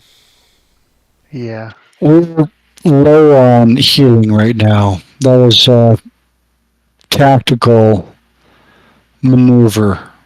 Well, I mean, it's almost more a little sad that he like promised that we were about to get a whole lot of stuff. We got like not even maybe a tertiary like Veil member, and really less than anything that he really made it sound like we would see. And he probably gave us incorrect information. Probably. Lord only knows what percentage of it, but somewhere between 1 and 100%, I'm sure. But also Remember- understand that we probably are going to get more information From father. from the father, or at least Chief Mo, from the yeah. church once we take. But We're either gonna get more regardless, information or a fight, one of the two. That's for sure. but Oh, I have a regardless, feeling there's going to be a fight. there's going to be a fight. What he didn't do to take care of Crendon is enough, and killing his daughter, that's murder. So we have more than enough reason to come back for him. Yeah, But that aside, diplomacy is all it is a ceasefire in order for you to lick your wounds and gain more weapons to go at it again, and that's all we're doing. Well, no, Those but you that's get- what he wanted too. So it's not like we came out ahead as far as that goes. No, but at least we We came out don't have with to our leave head. town. We don't have to leave town. It's not like we were going to find a whole lot of people, I don't think, in his house anyway. So Right. As you guys come back into town, and as you move through the bog quickly back towards town, obviously fires are going off, and there's the sounds of partying going on, and you find down here the pavilion of the town lit up as the boat's coming back into play, and you see that there's quite the crowd of people around the pavilion, enjoying themselves and cheering on, and you see individuals that you had encountered when you first came to town. The mayor and her manservant, if was the best term for it. You see Otis, the Ham hand, right? ham hands, yeah. Yeah, you see Otis, the stable hand that you met with when you first came into town, and Ellis, the general storekeeper that seemed to be having a thing going with Father Kenlon on the side. You have I mean, she may be involved in this. you have a couple of other individuals you hadn't encountered that look somewhat official. You see hang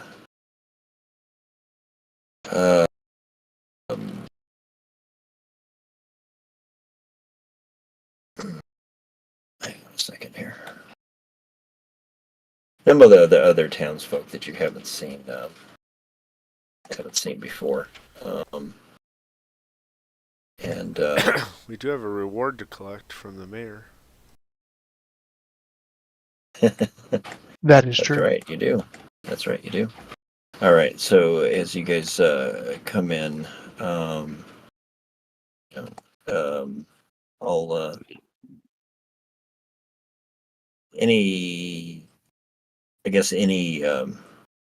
any discussion or anything like that before you guys kind of come into dock at the pavilion itself.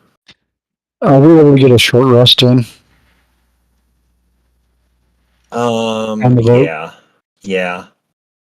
I think in the time that it takes to get the downtime that it takes for you guys to get back to town, you would get a short rest in the boat. Okay, I'm going to go ahead and gain a few hit points back. Have we done a GUI rest?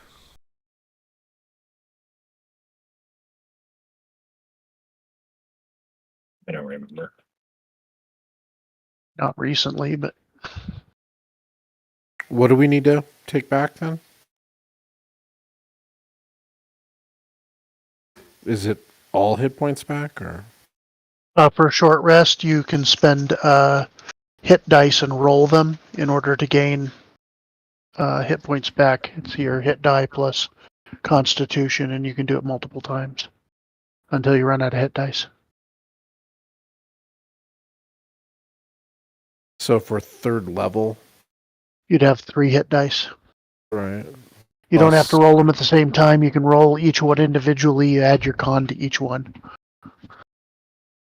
Gotcha. Well, 3 dice plus my con would heal me all the way back up anyway. I rolled all once, so. All right, whatever. My con would have saved me there. At least you get your con modifier added to Right. that, Theros. Which almost takes me back up. All right, so I'll let you guys deal with the the mechanics of all of that stuff. Anything else before you guys kind of come up to dock at the pavilion there to join the festivities, as it were? Well, Krenna's not telling us anything, but I mean, it'd be interesting to know what Tanner thinks about the day and, you know, the Yeah, if he battle knows he about- must have saw and what he might have seen from the boat during all the craziness. Yeah, if you saw anything. He didn't see anything outside of what you described. What questions do you have for him specifically? Hey, Tanner. Was Billy good? Billy's always good. He even He's a leans good his goat. butt over the side of the boat and poops in the water. Wow, we got a trained goat. He's That been is trying to why teach the thing Glor to do attacked that, us. but Glor's not so sure that's right. Hey, Tanner. Are there people that come through that maybe deal with slaves or people that you know of or have seen shady people that come through? Obviously, gesturing over to Crandon. I mean, I've heard tell that the butchers dabble in that sort of stuff, and I'm not surprised. I mean, do I see things? Not so much see things as hear things. So, but they're wicked as the day is long. So it doesn't Yep. surprise me that they would be involved in slave trade. Reason Yeah. number 14 to change the arrangement. Oh, the arrangements are going to be changed. Don't worry. And I know he knows that they're going to be changed because he knows we're not going to leave him alone. Yep. But that's okay. I don't say that out loud, of course, but I want Tanner to have any information about that. Tanner, we're coming up on this Peace Festival. And the father, whatever his name is, Father Kinlan, Garrett. Kinlan. Kenlin. I know that he runs the church and you attend the services there, right? You go to church, right? I do. Not all the time, but Right. I do. He's charismatic. He speaks good and kind of encourages us to do the things that we need to do to serve the gods and be useful and all. Yeah. Yeah, and have you seen him spend time with any of the ladies out there? Spend time with the ladies. I've not seen him in the company of ladies, no. Mm. But I did hear tell you guys talking about how maybe he had a relationship with Ellis. That was kind of a surprise when you were mentioning that as we were traveling. And what about Mara? Saw her coming out of his chambers the other night. Well, you mentioned that, yeah. I mean that was a bit of a shock to me. I didn't know about that going on. I really know her to Quimber. Do you think it'd be wise to show him the missive? What'd you want me to say? I'll whisper to him so that Tanner doesn't. But the missive that we got from Miss Butcher, what's her face? Ethel. Ethel. Ethel. Suppose I should probably share that with you. Huh? Oh yeah.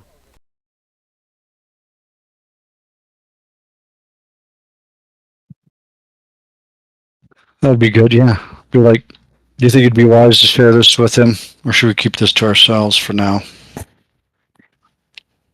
I'd say don't drag him into anything we don't need him in.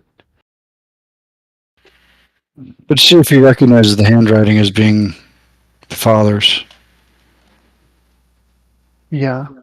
If he's literate. I'm not familiar with what father's handwriting looks like, and as he's saying that, you hear the noises of what sounds like frivolity and fun and cheering and everything like that. Start to overcome by what sounds like screams of fear and terror. Yep. Get us there Yep. quick. We've got people to save, Tanner. And Go, the sound of splintering wood and splashing water, and it seems as if there's a commotion going on at the pavilion. So Head there. So that wasn't Take us there, Tanner. that wasn't Gooey short rest, what? Right? no. Bummer. There's an extra ungooey one. All right. So let's do this Wait. here. Maybe not gooey, but maybe a little tacky. A little sticky something or other. So We didn't roll for GUI rewards this no, we didn't. We didn't. And we didn't, and that's yeah. So anyhow, let me do this here. Take you to here. Okay. So we're at the pavilion now. We are at the pavilion, and crap. you guys come up upon boy. the shore here, and you see that there's again a number of people at the Peace Festival milling about. But you see up in the kind of the upper portion near where the stage is, what seems to be a massive undulating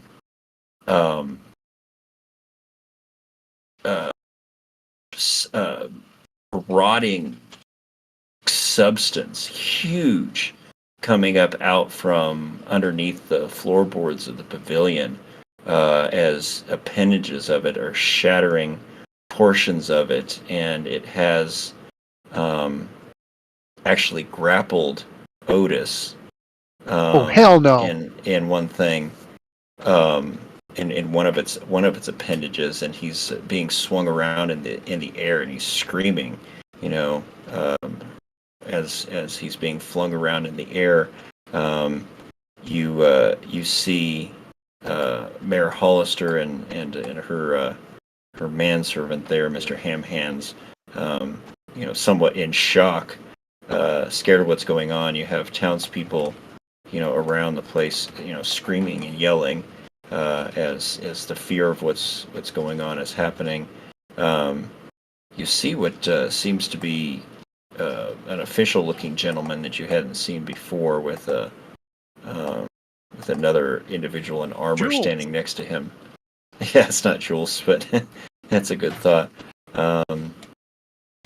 You see a funny-looking man in a straw hat standing over here, and then another individual you hadn't seen, and then you see Ellis standing over near Father Kenlin, and Kenlin seems to be somewhat not surprised at what's going on. It's almost as if he's doing something. If he summoned it. Yeah, he's doing something. Yeah, but he's not. Summoning-ish.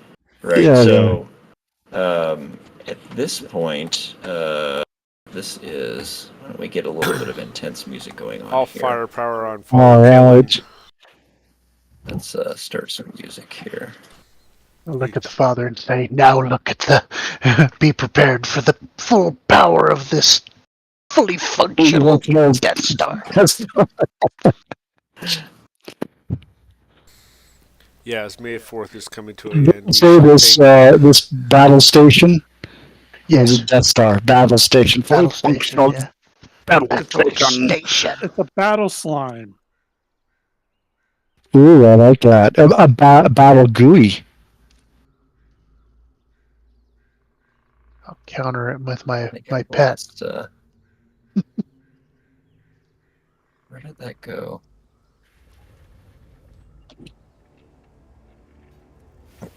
Well, I got to sprint to get there. Hey, Theros, let's both go grab Father and throw him into the ooze. All right. Hey, Well, I can't find what I'm looking for. So, what's that? Theros, if you give me a second, I can increase your That's what I was looking speed by 10. I just have to cast a spell on you. Works for me. Provided the Lasts for an hour.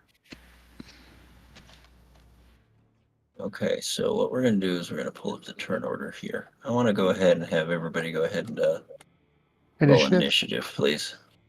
I'm going to use my GUI reward of advantage on initiative roll. ooh, I like that. Be Do I have any of those? Make sure you select your token when you roll your Oh, yes. initiative. Lugan, woo. What a waste of a GUI reward. Well,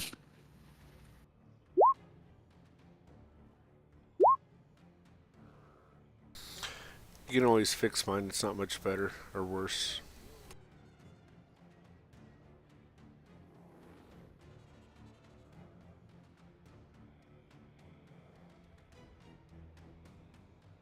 All right. So let's do this. Okay, do we got everybody in there? Kimber, Theros, Kinnock, or Fleegan? Yep, looks like Could you change mine back to 21.19, please? it. All right, there you go. Thank you. You were first Okay. anyway, so Yeah. Yeah, it works pretty well. He wanted to use it anyway. So, sure. Yeah. okay, so I set the scene before. What is it that you guys do? There's mass chaos as people are running and screaming around the pavilion as this, you know, what's best described as an avatar of rot is oozing up out of the floorboards and indiscriminately gathering people and smashing them to the floorboards and old Otis is swinging around in the air above him, and there's a concern that he'll probably come smashing to the floorboard at some point here. So, Fleegan, what do you do? I will use my little feet and I will run 10, 15, 20, 25. And if I aimed, I'm assuming Otis is still being flung around like a, Like a ragdoll? Yes. Ragdoll. yeah, being flung. I suppose if I tried to hit the appendage to let him go, that would be a disadvantage, right? Yes. Called shot. If I just attack it, do I get sneak attack since Otis is a friendly? Is he engaged You're though? not a combatant. Yeah. Is he No. engaged? You guys are not Unfortunately, no. helping. I know. I'm sorry. Well, it's a good stretch, but you're reaching though. You're reaching. And All right. Kenna actually really likes Otis, so please do what you can. Oh, also, Fleegan, I need you to make a wisdom saving throw real quick, please. Uh-oh. Oh, Everybody is overwhelmed by a Stench. not a stench, but You're awe of the group. it's called a telepathic shriek. Basically, there's this overwhelming fear that's coming telepathically into all of your minds, and you need to be able to resist that. Wisdom saving throw of a 14 is a success, so you're able to fight back the fear, Fleegan. And I don't need you to roll that again. Sweet. So, okay. So, all right. So, what are you going to do? I'm going to pull out the wand and blast the big goo thing. Okay. This slime is on fire. No, not with that roll. With that roll, There yeah. it is. And the deciding factor's in the middle. So, what's that? Very 10? average. Is that 10 10 total force. Fire, that actually. 10 fire? 10 fire. Okay. Fire, yeah. All right. Take that! Ha ha! I'm a wizard! All right. So, a telepathic shriek spears in your brain as you hit the thing with your wand, and noting that you've definitely hurt the thing with the one fire. Anything else? No, that's all I really got. All right, Gror, you're up. So there's doors in the corners of this, but there's solid walls otherwise. No, it's all open. Think of it as a big open pavilion. Okay. And then what are the things? The Those are all circles and just- the Those are like seats, right? Those are just barrels that people can sit on. Yeah. So like Okay. benches and And then- barrels and things like that. So are the Those are benches pillars. kind of higher than the those are barrels, pillars. or the barrels higher? they're about the same. And then these are pillars. So if my move is or speed is 25, how far can I move and shoot? 25. Or I can go the whole 25? Yep. Okay. Mm-hmm. Or you can split it up, but yeah, you can move. Yeah, up you to could 25 move 10, shoot, move 15, so yeah. I'm going to go 20 to this barrel right here. Mhm. Well, actually, wait. I'll go 15 to this bench and get on top of it. Okay. And hang on, I got to So switch. you don't have to dig a hole for your bow? Exactly, because there's all this wood. But he's a dwarf. Diggy, diggy hole. All right, and then as I'm getting there, can I see Father Kinlan? Yeah. Which one is he again? That one. Tokenized? Okay, I thought so. So, with my true, intuition, and it's just all knowing, do I get the feeling he's aiding, combating, or neither by his actions? Your intuition at this point makes it feel like he's Responsible. He's aiding and responsible for the appearance of this thing, as That's if he's what- finishing up a summoning ritual to bring this thing into Yeah, action. that's what Trey thought, but I just wanted to be sure Gror did. Yes. too. Yes. Yeah, the letter kind of spelt it out for us. Yeah. All right. Well, then I guess I'm gonna shoot him in the eye. Okay. So I'm gonna shoot. That's one heck of a bald shot. Yeah, I don't know about called. You're just No, gonna I'm shoot him. specifically shooting for the Well, I'm pupil. worried if I take a called shot, and I miss, Lord only There's- knows where Casey's going. Casey's gonna go like, "You killed this girl over here," or whatever. Well, just don't critically fail. You know me. That's- You know me too well. Just go I ahead don't and know take what your he's shot. gonna pull. I don't know. So, And let's see where the first shot goes, though. don't overthink it. Just take your shot. All right, 17. But that is gonna hit. Yeah. That is gonna hit Father Kenlin. 10 piercing damage. That is a nice shot. Apparently, I Yes. missed his eye though. Lucky longbow. Yep. All right. Anything else, Score? I will reload the longbow and plan on hitting him more. But that's about it. Wait, I tell Billy. Did Billy come out of the boat too? If you 'Cause I want him don't see- to. I don't If see you Billy want on him the map. to. Oh, I just didn't bring him in. But if you want him to, he can. Can I bring tell in. him to guard? Trendon, the Sure. homeless waif or whatever. Sure. Okay. Yep, I'll that'll do work. Okay. All right, Kenny, you're up. Okay, I'm going to step here. I will touch. Is it touch? It is. Okay. I will cast Longstrider on Theros, which increases his base movement by 10 for 1 hour. That is my action. Okay. I've moved 5. 10, 30. So I'll move to there. And then, do I have anything that, cancel? Damn it. Sorry. That was wrong. Wrong button. Stop it.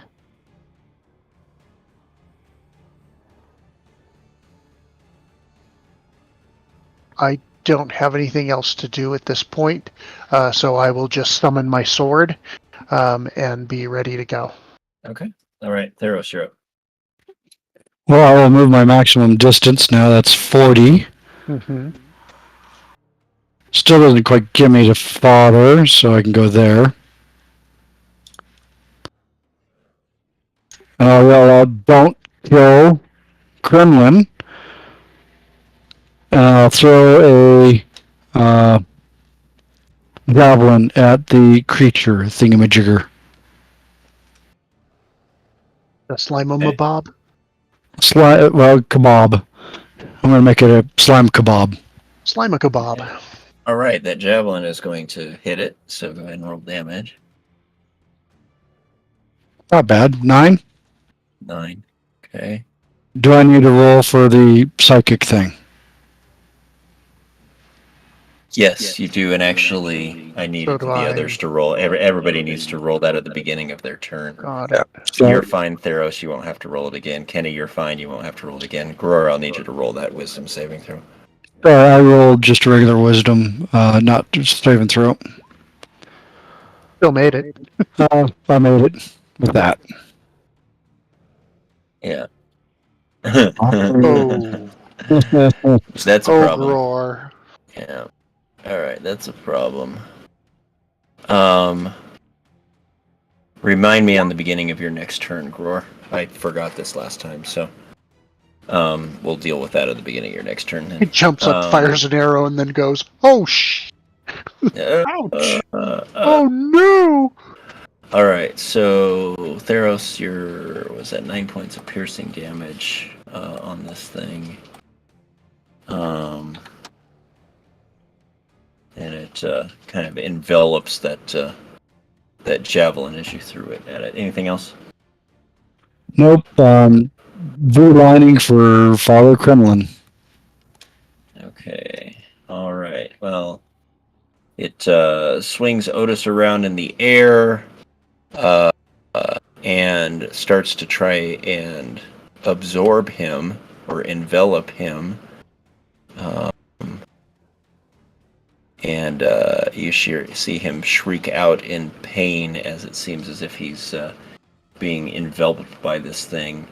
As it moves forward into the crowd. Oh, it's coming towards me. Good. The mayor's screwed.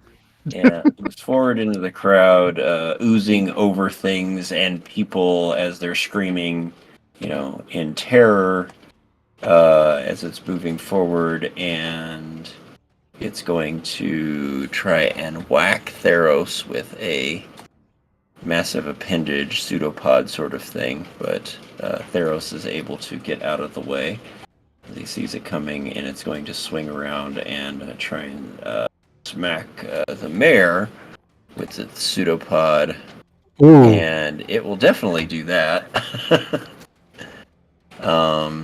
And Wax. I'm in danger. Yeah, Wax her to the ground, knocking her unconscious, at least at best. So she's not looking too hot at this point. All right. I think that's it for that. And then Father Kenlin is going to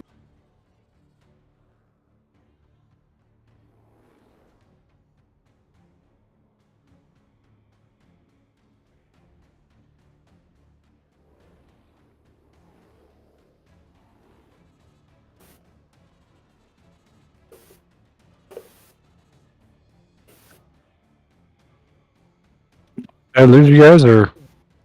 No, I I'm can hear reading. you. Oh, okay. I'm reading something. Yeah, he did cut off sorry. a bit.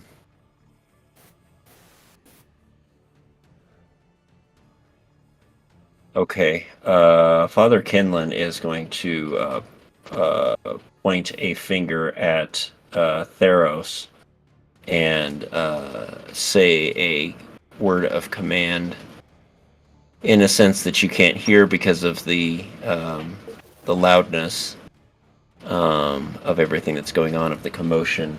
I need you to make a wisdom saving throw, please. Theros. Hold on one sec. Oof. Casey. I might be able to help him. Because I already noticed that last thing I was talking to you about, the crone, should have helped me with mine. And I should have got advantage. Uh-huh. Okay. But I have one more ghost left at least. And I think that I can do one that helps him. Without an action, maybe. Okay. So using No, I that. can't. I would need a turn. Yeah. But Okay, it so will your work wisdom. on mine. So you make your wisdom save. Okay, I get it. Yeah, Yeah. that was your reaction to that. Okay, so that works out and everything like that. Okay. So Theros, you are paralyzed.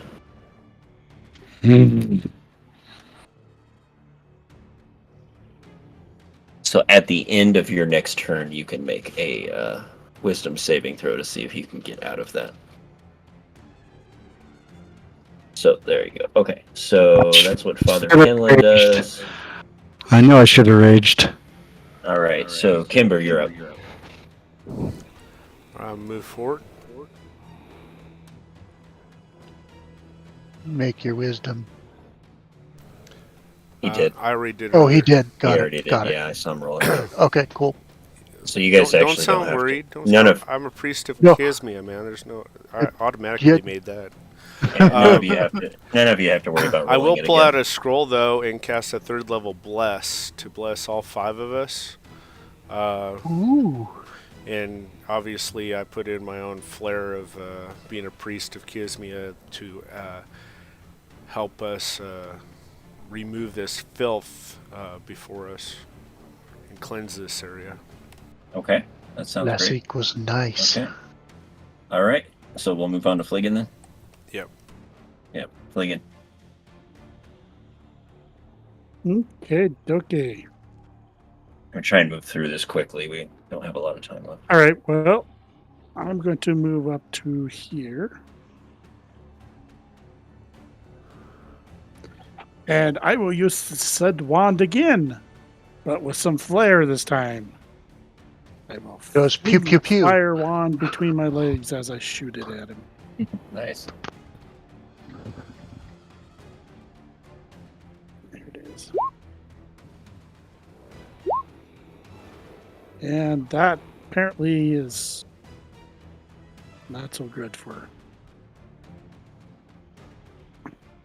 All right. Hey, it's that's guaranteed Uh, damage. That's You hear you hear sight telepathically a shriek. I mean, it's definitely affecting it. All right, anything else, Fliggin?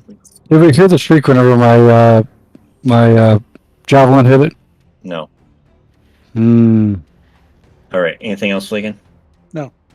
Okay. All right, Gror, you're up.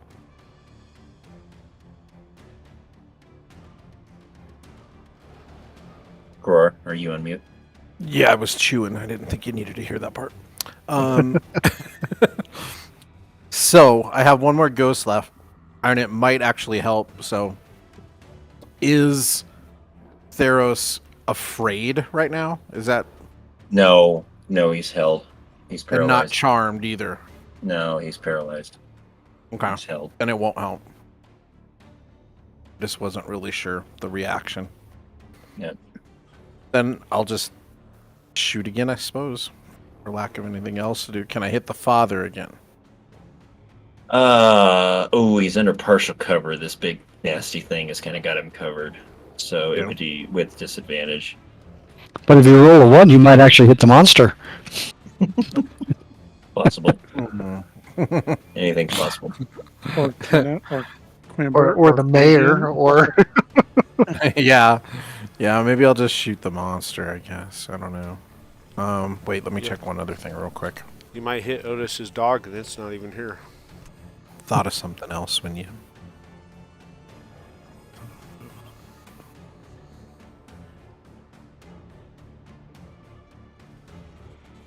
Okay. Do I need to go on to Ken while you figure that out? No, because it won't work. Yeah, I'm just gonna shoot. Okay. And I'll shoot the creature just to see if it... well, you do have a upset it. magical bow, so Yeah, but normal arrows, so I don't know. It's questionable. Oh, that didn't roll for some reason.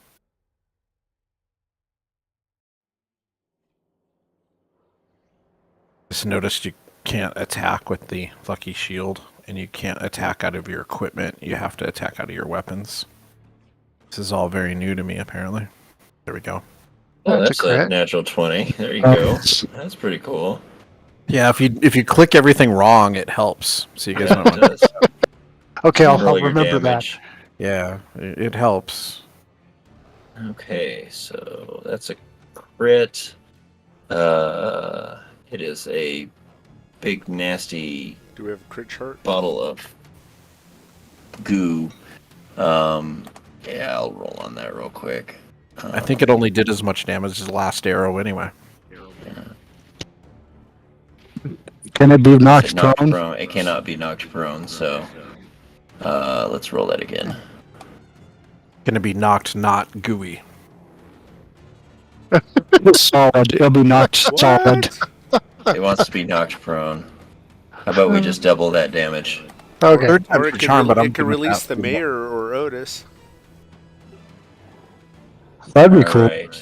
Alright. Whatever happened, he did a massive amount of damage to it. Alright, Kenny, you're up.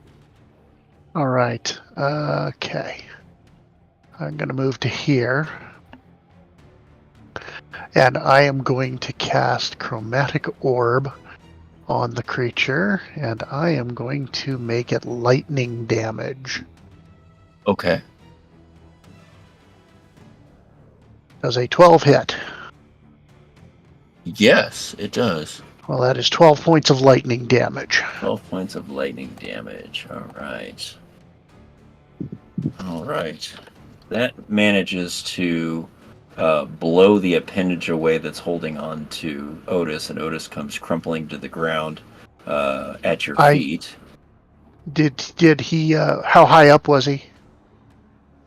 Not super high up. Okay. Not Was far just enough. I was going to cast Featherfall if I had to. Yeah, So. but he's looking very, very beat up and bloodied from the smashing around and constricting and oozing and everything that was all over him. So you basically blew its appendage off, and you see it kind of wavering and teetering off to one side at this point.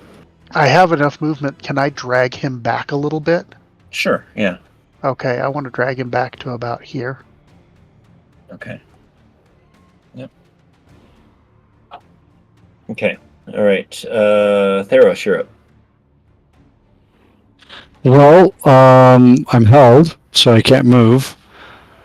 But there's not much you can do other than make a wisdom saving throw to see if you resist the hold. What's that? Can I rage?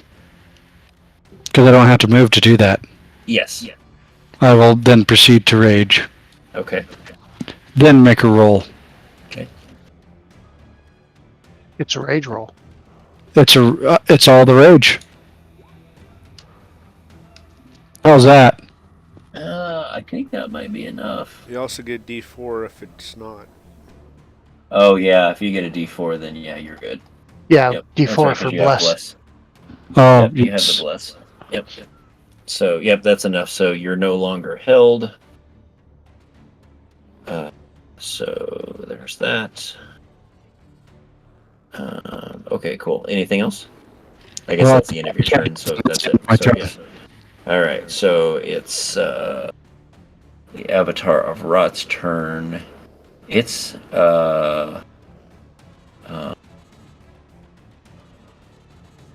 it's going to ooze its way this direction because the massive amount of damage that was done to it by that short thing down there seems to have piqued its ire, and it's kind of oozing and moving through and over people and stuff like that. Fleegan, I'll let you take a reaction to jump out of the way if you want. So you're saying Oh, yeah, I not I'll only got jump a out critical, but I got Fleegan attacked too? That's like a bonus. Well, it moved towards him, and then it's gonna have an appendage gonna swing out and go after. Did it drop the mayor?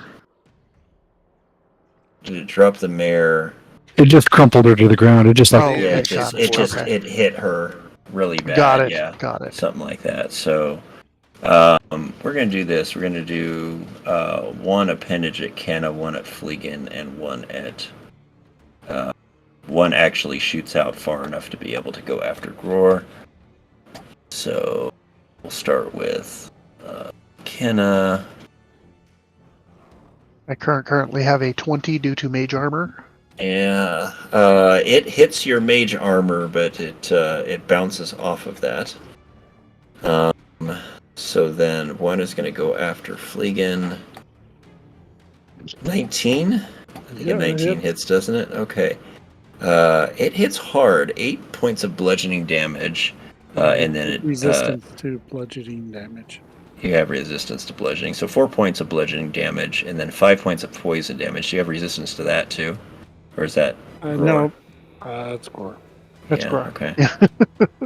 All right. So a total of 9 points of damage there. And then you're smaller. I need you to make a.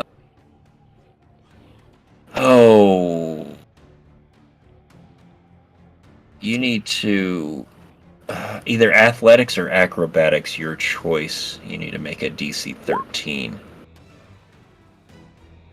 Oh, look at That's that. 13. Barely. Barely. You don't get grappled by the thing. And then Gror, he's going to try and hit you with his pseudopod. A 16 is not going to hit, is it? Well, I don't know. Let me No, double check. I think your armor class is like 19. I don't have the shield right now. No, it's 19. Yeah, you're right. No, Yeah. he's nowhere near good enough. Yeah, all right. So You that should have ain't used a gonna real happen. pod instead of a pseudopod. Instead of, yeah. All right. I think that's worth inspiration at least. I thought so too, but Well, yeah. I got a rant out of it. Like, Yeah. I think Burgess Meredith penguined me or something. It didn't have- make you me can have laugh. mine. I don't know. Sometimes it would, but it didn't make me laugh. All right. Inflict wounds.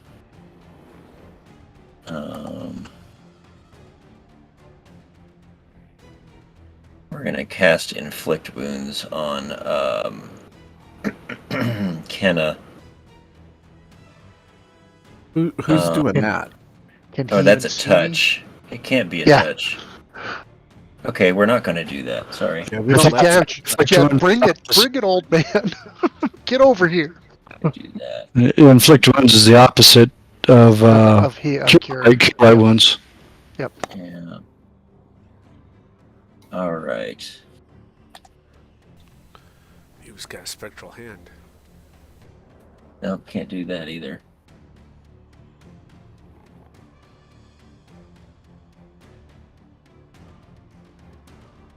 Do that. Does he know Banana of Doom?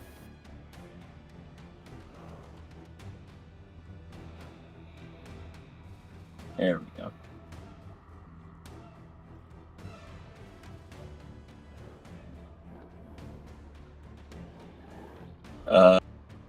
He's gonna move down here where you can see Kenna, and he's gonna cast blindness on you.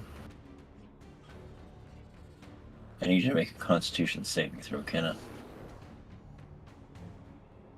Oh, Add a Well, you can add a D4. Yeah, you can add a D4 to that, but it's still going to be enough. Oh, All right. So, Kenna, you are blind. Okay. You have the blind condition. At this point, so use that as you will. Keep that in mind. All right. So that was Father Kenlin. All right, Kimber, you're up. You can probably still hit the monster. No problem, though. I don't think. It'd Right. be a disadvantage, but yeah. So we all saw Father Kinlan at the beginning, right? Because Yep. I'm not really wanting to start swinging with my mace on a ooze. I want to find that. I want a priest on priest here action. So I'm looking for Ooh, him. usually you pay double to see that. So I'm going to run around this thing. Do I know where Father Kinlan is right now, or no? Yeah, I mean, there's enough undulation and other things going on with this thing that, yeah, you would be able to see him make that move.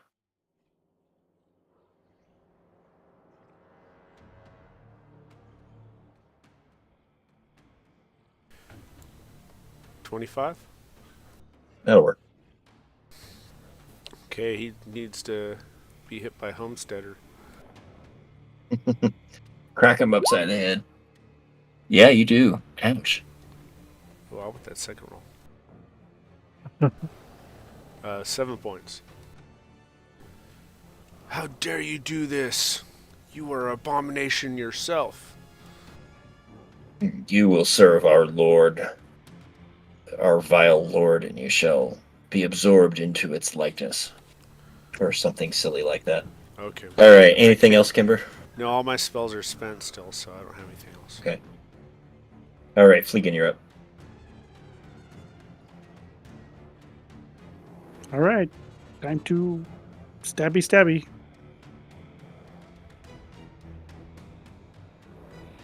And my character sheet keeps disappearing. Oh, I should probably bring up that Ooze might have got an attack opportunity on me. I'm not sure.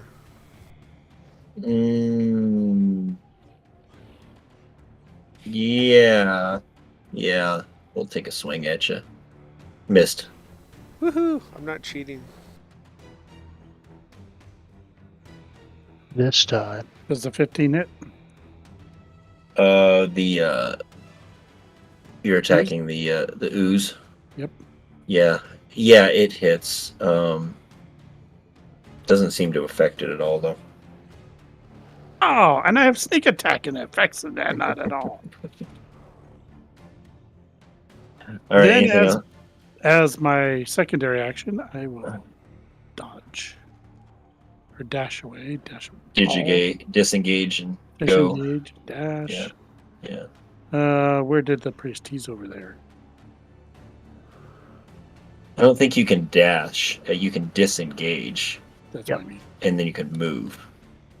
But you can't dash. But I want a dash engage. Dash engage. Can rogues do that at like 20th level? Something like that. That's I'll go there. Okay. Wow. You Yep. just like go over the top, or He went around, but he made I it. went around this way. All right. So, Gror, you're up. Pardon me. Excuse me.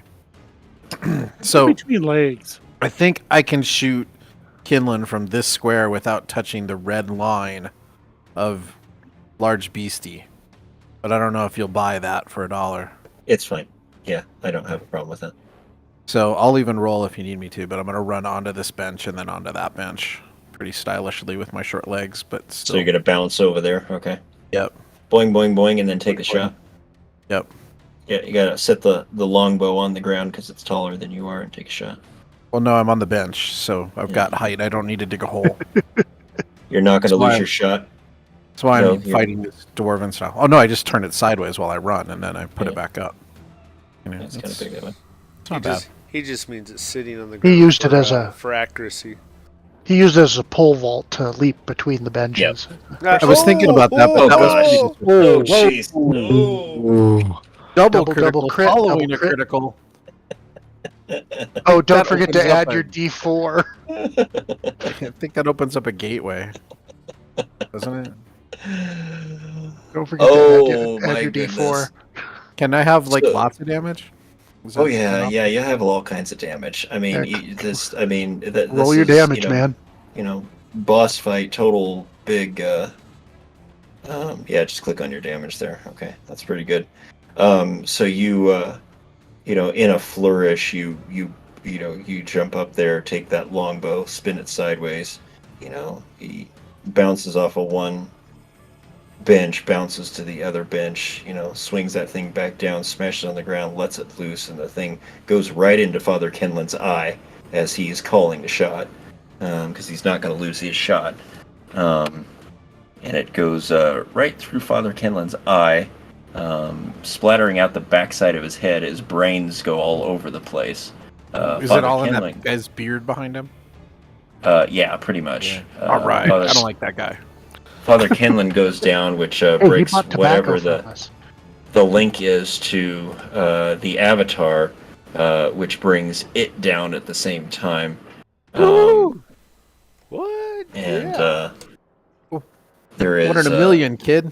yeah, there's Let's go much rejoicing as you seem to overcome Kenlan and the Avatar of Rot.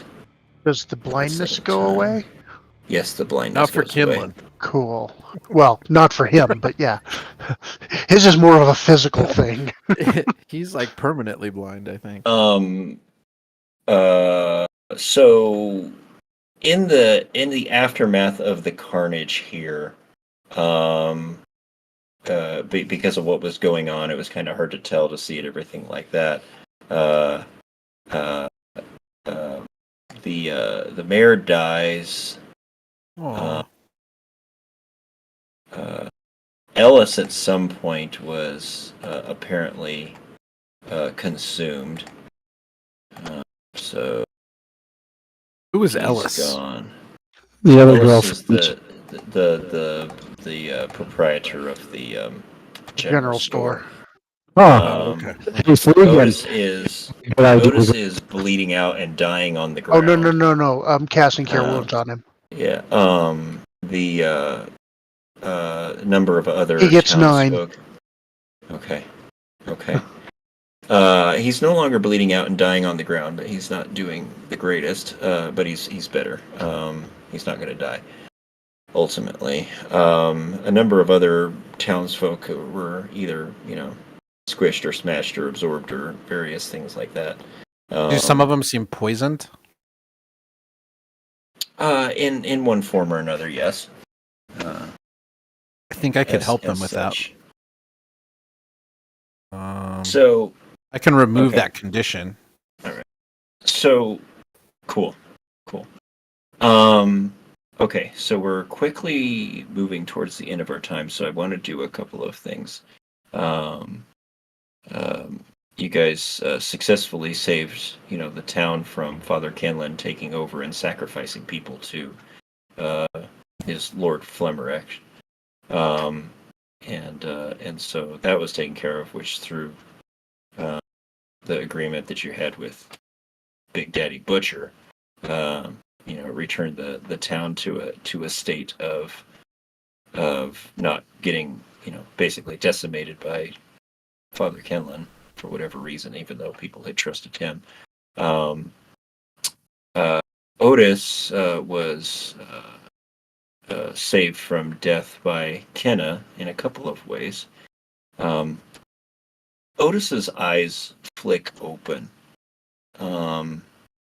and he seems he's a little bit woozy, but he takes a look at her and I look at him and I just say, "You owe me a dance." he says, "Noranda, you came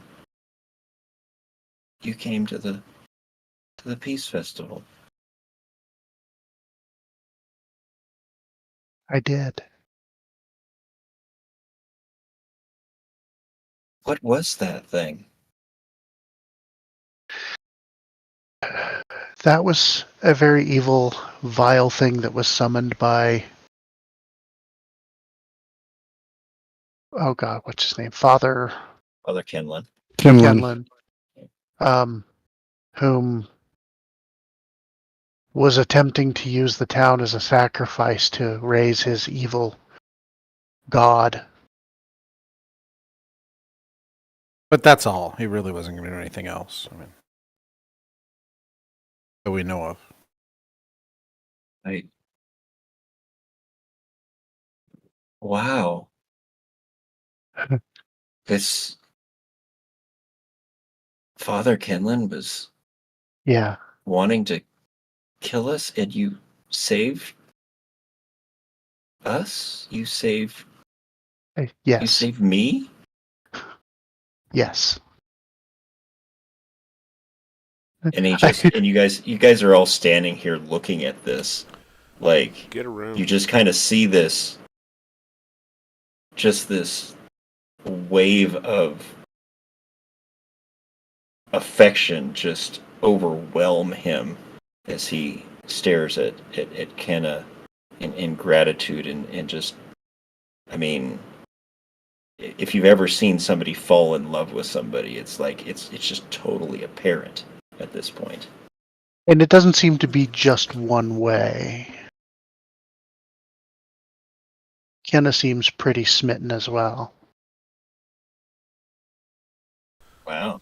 So, Ken has another brother. Might be a little bit more than brotherly love there, maybe. not you. He kind of sits up and he Now you rest. Let us take care of finishing everything, getting everything set, organized and taken care of. You just stay here. I'll be back in a few minutes.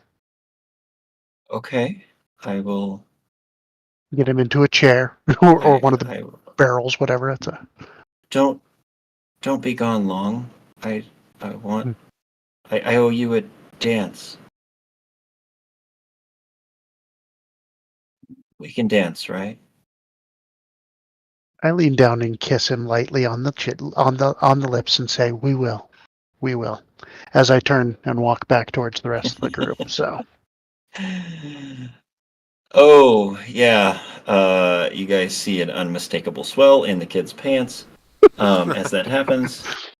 So yeah, there's that. I'm keeping an eye on Father Kinlan, so if he all of a sudden like turns suddenly into rises, dead yeah, and tries to crawl away, yeah, I'm gonna smash that.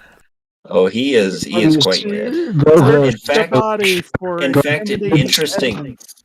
in fact, an interesting thing happens as you guys, kind of observe this interchange between Kenna and Otis, and then you look back to Father Kenlon with that respect to maybe even search the body, loot the body. It's his body just kind of dissolves into ew. into slime and rots before your eyes in a horrible stench. It just kind of just disintegrates, as if it's a rotting piece of fruit acceleration in a way that it's just decomposing into nothingness. Because I shot him real good. You shot it real good. Yes, you did. You did. You broke that link for sure. So Yeah. but I wanted to take him alive.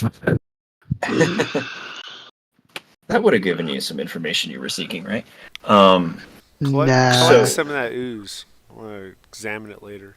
Yeah. I'm gonna have to kind of have to do some summarization as we wrap up a point of a number of points of things here, because it would take us quite some time to kind of work through the process. So ultimately, I know you guys are concerned about the butchers at this point. You want to get back and take care of that situation. Am I correct? Oh yeah. Yeah, subject to getting everything here figured out, yes. Yeah. Okay. So subject to here getting everything figured out.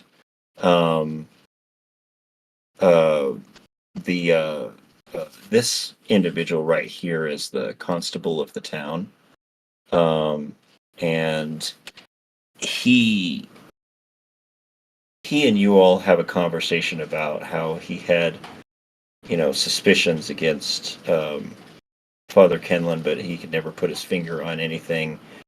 He apprehends his deputy, who's over here next to him at this point, for having collusion with him in some of the nefarious deeds that he was doing, as well as a few others that he had suspected. Such as but the he man had, looks like a vampire. but he had no proof. Yeah, but you guys took care of him, right? At some point, yeah. But the essentially the deputy is the deputy is under arrest by the sheriff. The sheriff takes care of him. Um, um,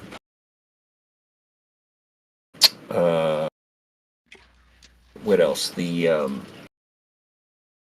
Ellis got killed. What is this guy? That guy up there, that's Derpid. He's a hang on a second. He is.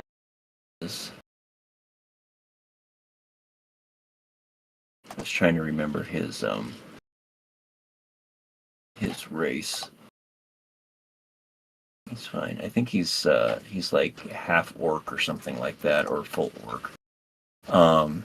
Anyhow, he's kind of a muscle in town. He's not a baddie, but somebody that just does muscle things for hire as needed around town. He picks things up and he puts them down. Yeah, guards things when it's needed, stuff like that.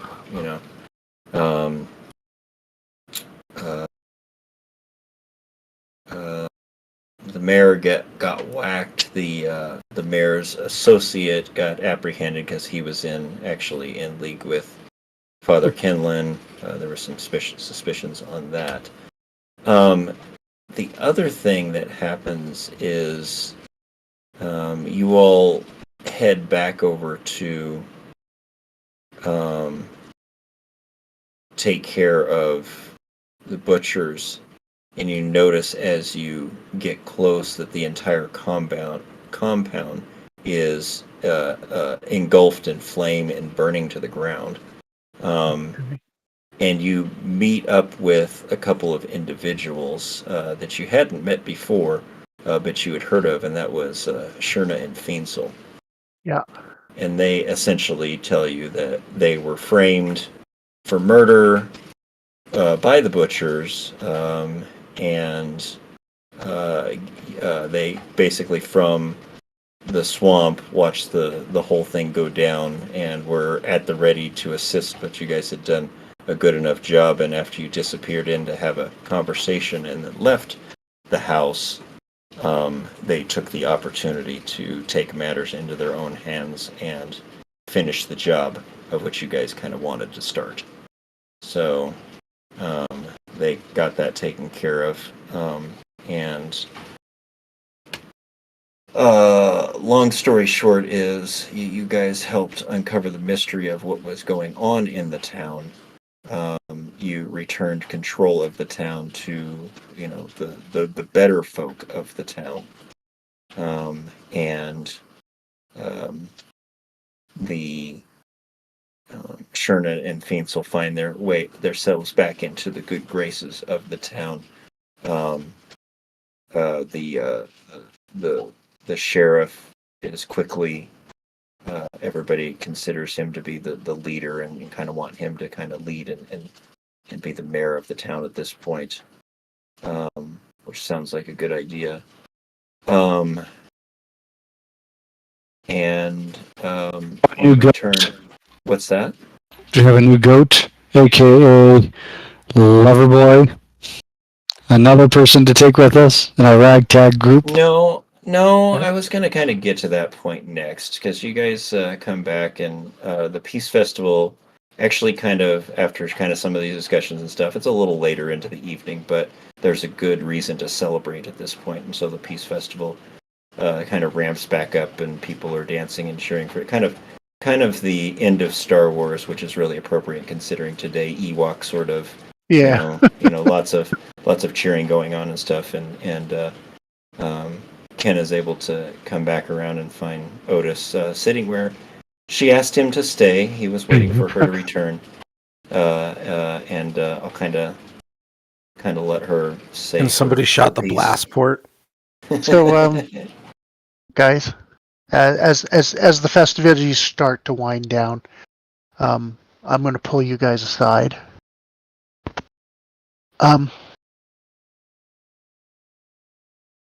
I think we need to keep somebody here to keep an eye out for our people, because if those group comes through again, I want to be able to get that information and get it to someone who might be able to do something about it. What are you thinking? She glances over at Otis. She glances back and she says, well, I think I'm going to stay here while you guys go on.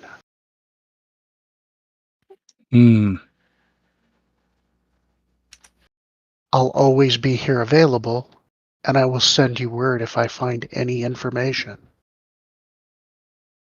They need somebody to run the general store. And I think that would be a pretty good cover.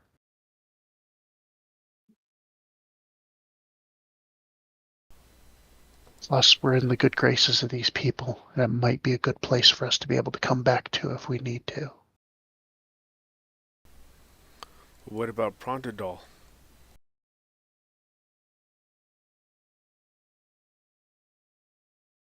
Pronadal is a place you got that is definitely on the list of places that you're going to need to investigate. Yeah, that's the next place we're supposed to already be. Yeah. So in the morning, I'm going to give you everything that you guys need that I have that you guys could use. And I'm going to... She blushes a little bit. I'm going to stay here for now. I know your routes. I know our troop. I know that someday I may come back. But for now, I'm just tired.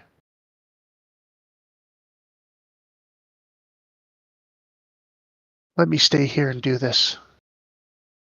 And I'll get the information that I can find and get it back to you. I know how. Very well. If this is your wish, I'll look over at Otis. Yeah, it is. You guys will always be my brothers. I'm going to hug each and every one of them one at a time, even Fleegan. Aww. You'll I'm indeed also... always be one of the members of the Black Veil troop. Yeah. So I'm going to make sure that you guys have my Heward handy haversack, or my handy haversack, because that thing comes in really handy. So it's handy. And I'm also going to give you the one healing potion I have left. And if you guys want it, the ring of jumping. If you don't, I'll just keep that then. We fund It the could kids probably with help, like the short people. Either one. Yeah. So Might be a good Crendon, idea for Fleegan. Crendon kind of wanders on over, saunters over as you guys are having this conversation as well. He seems to have been able to recover enough, and says something to the effect of, I'm not so sure it's my place to continue on with any of you all as well. I think I can find a home in this place, especially with Kenna here, and I can be of an assistance. And knowing what has happened to the family, I think it's important for me to let you all move on as well. And so, long story short, Crendon is gonna stay back as well. Does he know anything about the people who kidnapped him? He got whacked over the head during the massacre, and so he knows nothing about what transpired to that, other than he woke up in a cell, and he had obviously been bound and chained for some time because he was in pretty poor shape, and he was pretty much drugged. The whole He time. was given drink and some other chemicals or something like that for the little bits of time that he was actually lucid and conscious enough to know that they were giving him some of this stuff. So he has pretty much no information other than he was held captive and drugged. And didn't see anybody, really, for the most part. He didn't know where anybody had gone. All he knows is that, he woke up in a cell and he was being held captive. Did Sherna or Fiensel know anything about those people? No, they don't have information about any of the Duna Hadreen or any of that, any of those details. Fortunately, because they've been on the run for quite some time. Take the horses. Head to Pronadal. See our contact there. The one that Mother Sylvenza told us to go see. Grogan's Okay, kind of sure. a pat and says, "You deserve this," which seems more, sincere than it sounds, probably.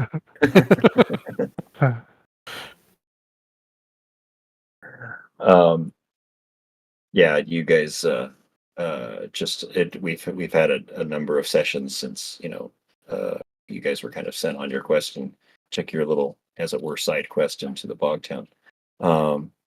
But you were to meet with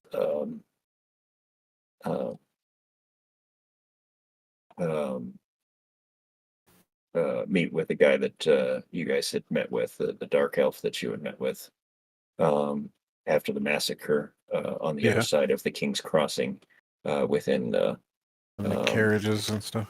Yeah, within 4 days, and it's been pretty close to 4 days at this point, so it's important to probably move your way on.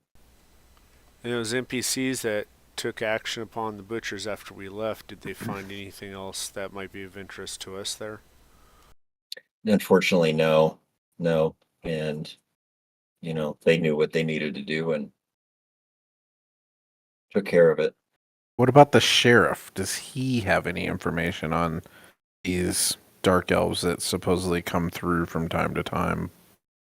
We'll check the church too to make sure that see if there's any information that the father might have left in there.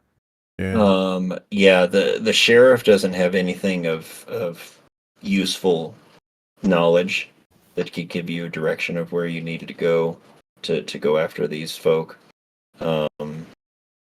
After listening to you talk and having a conversation with him, his recommendation is to follow your leads with your contacts and let them know what you found out here, because you were supposed to meet up with Tanner, and you did, and found him dead. So there was that. So and then the other question, what was the other question? I forget. Anything in the church? Oh, anything in the church, yeah. No information on how you would, other than references to Noxica, and knowing that Noxica seems to be the lead priest of the dark elf folk, who's a priest of Flimmeresh, the cult of Flimmeresh, a priestess, I should say. So apparently, Noxica is kind of your marked baddie at this point. And then you found a secret passage into the basement of the of the church that you found a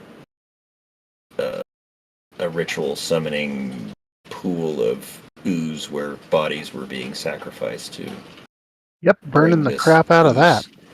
ooze thing. So yes, so there's that. Yes.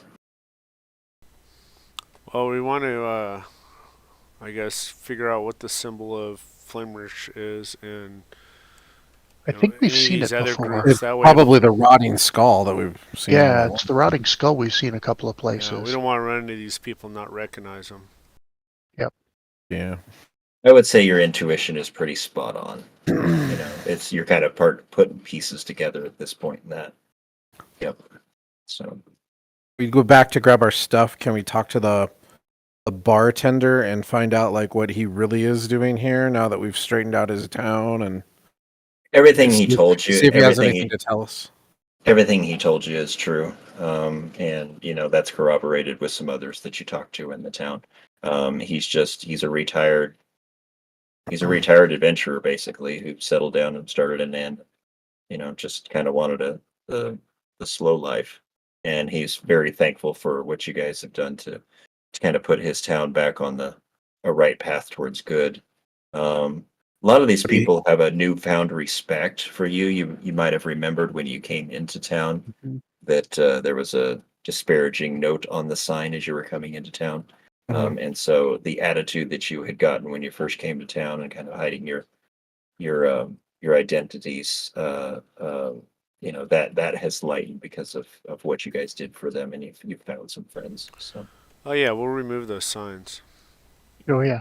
Yeah, definitely on our way out. But did the bartender know anything about dark elves at all? no. What about the girl at the store? You're dead. She's the one up here that died. Yeah. Oh, she did die in that fight. Okay. Yep. Yeah. I didn't know that was her. That's why I was asking to be sure. So basically, what Casey's trying to tell us is it's time to go meet on with our contacts again because there's no other information here in the town. Is that kind of what I'm getting at, Casey? He said It's it 3 called times. it's called I'm railroading you. Shepherdess. We're totally railroaded here. He's putting you back on the rails. Well, Kenna restocked us before we left too. And is the Yeah. wagon in Yep. repaired shape? You guys have the wagon and all 4 of the horses. Well, let me finish with the soliloquy. If we want to, in the next session, have any more of a chit chat about any questions that you might have, you're welcome to think about it and stuff like that. But let me kind of wrap up this session here with a little bit of information, and then we'll move on. So, you guys spend the evening, as Kenna mentioned. You all spent the evening in the inn, except Kenna spent the evening somewhere else. And when you guys meet back up in the morning in the common room, her and Otis are sitting with each other, looking quite bright and happy, waiting for you as you guys come down to have your breakfast before the send-off. There's obvious kindled romance there, if that wasn't clear already. And you guys make your way back onto the road, and with the steady clip-clop of the horse's hooves and the creaking of the wagon as it rolls along the tracks to the west, you depart the town of Stuckshoe, waving goodbye to what seems like all the people who live in the area. And as you round the bend at the top of the hill, you see a little girl with a pocket knife in her hand and a big grin on her face, waving gregariously as you pass. Interestingly, you find yourselves moving on with somewhat mixed emotions.